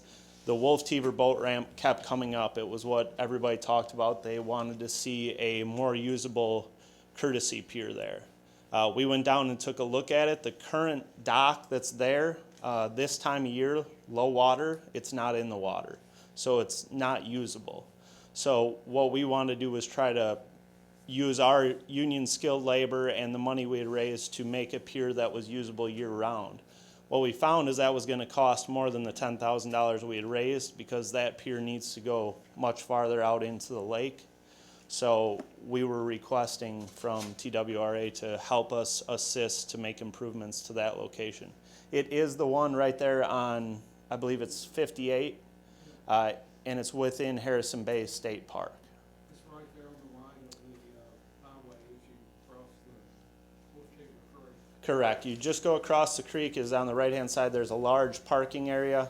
There's a single lane. It's wide enough for two trailers to come in and out, but it is connected as one. And then offset towards the east, there is a large public fishing pier on site as well. Thank you guys for what you're doing there. We appreciate it, and I hope this commission will be in your favor. I appreciate it. Appreciate you guys stepping up to the plate and doing that. Thank you. I just want to say that this courtesy dock is in horrible shape. I used it 5 months after double knee replacement and regretted every minute of it. So if we can do anything to improve this, that would be awesome. Thank you, Thank you. Commissioner Sanders. And I guess it expands fishing opportunity there. I wonder, did you go to state parks first and they turned you down? We've been working with both state parks and TWRA, and for lack of less explanation or more, yeah. That's what I thought. And also the. I don't really consider that part of Harrison Bay State Park, though. It's owned by Tennessee State Parks, that's what we've been told. There was a little bit of back and forth as to whose responsibility the launch was. So, and that's outside my realm. But the new pier that we would like to, the dock that we would like to install would also be handicap accessible, which the current one is not. So it'd be a significant improvement as far as accessibility as well. So the total is 32,000, or for the whole thing, are we taking their 10 and our giving 12, expanding for 22? 32. Yeah, 32. So we're spending 22 and they're spending 10. So we're not expanding to take their 10. No, we're just expanding 22 on our part. Okay. Yes. Any other questions? Is that right? Yeah. Any questions from the public? Director Carter. Just to comment on Commissioner Baker's question there a second ago, the Clean Vessel Act money and the transient boat slip money are both part of the overall Wallet Row account that we work through our recreational fishing and our boating programs. They're both money that comes off the top. There's a finite amount for each of those as opposed to a percentage, and they operate differently. The Clean Vessel Act money is for pump outs and those kind of things and can be granted to any marina across the state. The transient boat slips have to be on what's considered a navigable waterway under the Coast Guard definitions, and that can be navigable by history or it can be navigable by fact. And the history is where Norse comes in, it's where Del Hollow comes in. Even though they don't have a lock and you can't actually go through it, they consider those federally navigable by the history, the fact that it used to have commerce, whereas lakes like Center Hill and Percy Priest are not. And so out of that money every year, each state has an obligation or gets $200,000 that they can award. And they can also put in extra applications for those facilities that want to go beyond that $200,000 cap, and literally could go up to several $1 million. There's been one or two of those in Tennessee, but for the most part, we deal almost exclusively in the money that we have to operate off of, which is $200,000 a year on the transient boat slip side, and it really varies up to about $1 million on pump outs. I hope that helps a little. Thank you, Director Carter. All right, I've got a motion and a second for a budget expansion of $22,000. All in favor, let me know by saying aye. All opposed, like sign. Motion carried. Thank you, Glenn. Thank you. I'd like to call on Kirk Miles.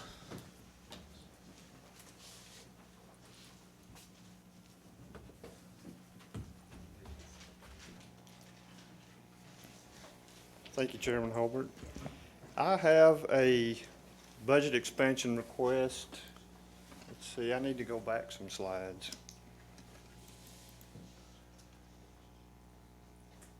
How do you go back on this bad boy?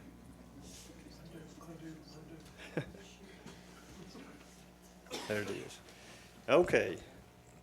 I'm bringing forward a budget expansion request for Project 3445. This is a good neighbor agreement between us and the U.S. Forest Service. We're requesting a total of $20,000 that will accommodate a $5,000 donation from the National Wild Turkey Federation with $15,000 to match that of PR funds. So there's no state dollars involved in this request. We'll use the money to purchase some attachments for a tractor to do some habitat work on South Cherokee WMA. And I wanted to go through some slides and tell y'all a little bit more about the Good Neighbor Agreement because it's a good thing. We signed the agreement in 2016, specifically with the South Cherokee Union of the National Forest. These are real common out west, and to my knowledge, this is the first Good Neighbor Agreement in the Southeast with any state and any national forest. And it's really a win-win. It allows the Forest Service to identify money from their budget and wildlife habitat projects and set that money aside for a period of years to get the work done. Our commitment is to do the work. We do the work and we invoice the Forest Service and we get paid for the work we do. So they win by blocking their money off and getting habitat work done. We win a lot of times by making a little money. Maybe I shouldn't say that, but that's what happens. We're going to do the work anyway. It's good habitat work. We invoice for our work and we get paid for it. We're currently working on a 5-year project. There's $160,000 that the Forest Service has blocked off for this project, and you can see the scope of work there. It's primarily daylighting roads or linear strips through the forest and some of their small wildlife openings. And I just wanted to show you an example. This is Laurel Branch Trail, or roadway. And under the agreement, we remove all trees 25 feet from the roadsides, 12 inches in diameter or less. We also brush the roadsides out to 25 feet, and then we sow the roads. So it's a 3-step process. This picture's taken in the winter because that's our window of opportunity, the best window of opportunity we have to do this work. So this is what it looks like after. And what you get is really a twofold thing. You've got a linear wildlife food plot, basically, and you also have a fire break. And the Forest Service is really looking at, and we're cooperating with them on using prescribed fire to manage not just wildlife openings, but certain forest types that are really common in the forest. So you do this kind of work, you get wildlife linear food plots, and you get a really good fire break for future management. And when you do good things, you never know who's going to show up with a hard hat. I'm never going to try a joke again. That's Director Carter. I don't know if he did any work. See him right there in the orange hat? And I believe that's the Secretary of Agriculture. I can't remember his name. Secretary Perdue. But really, when you do good things, people take notice. And you see the tractor in the picture. Well, NWTF helped us buy that tractor, and that boom arm tractor. They see we're doing good things, and now they've come with $5,000 more, and we're going to get some more attachments for our boom arm to help do the work in the future.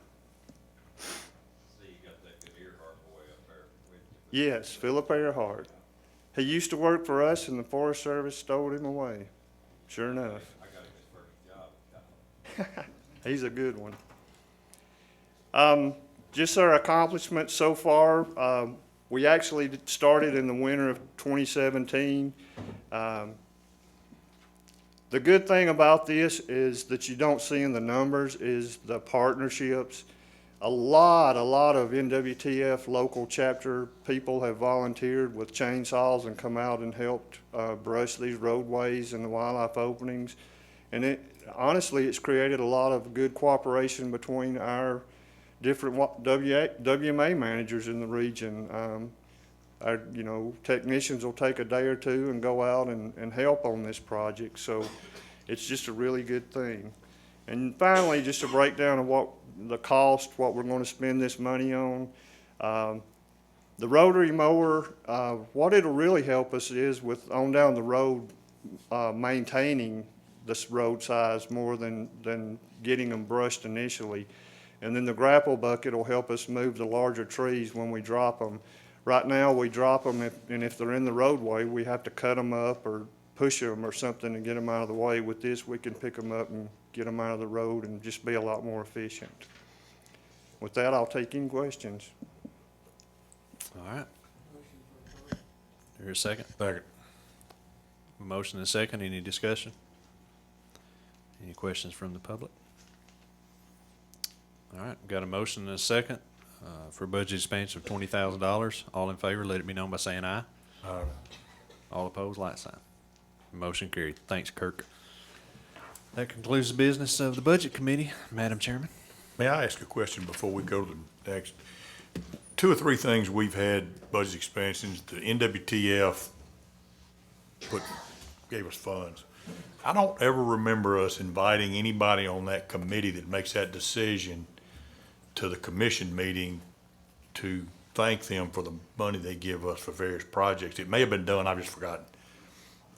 Can we do that because those guys give us a good bit of their money, and it might help get more money if we pat them on the back. Can we put Commissioner Cox on silence mode when they're here? Madam Chairman, you better take over. Thank you, Mr. Chairman. So members, a couple of thoughts. I'm not exactly, so we've got a retention and recruitment committee meeting, so we can either go straight into that and folks can excuse themselves as they like, or we can take a break. I'm open to whichever y'all would prefer. I'm not sure how long that presentation is. Michael's pretty long-winded. So. Does anybody have a preference? I've had a request to take a 10-minute break, then I will go for a 10-minute break if we can be back at 3:30. And we'll finish it up.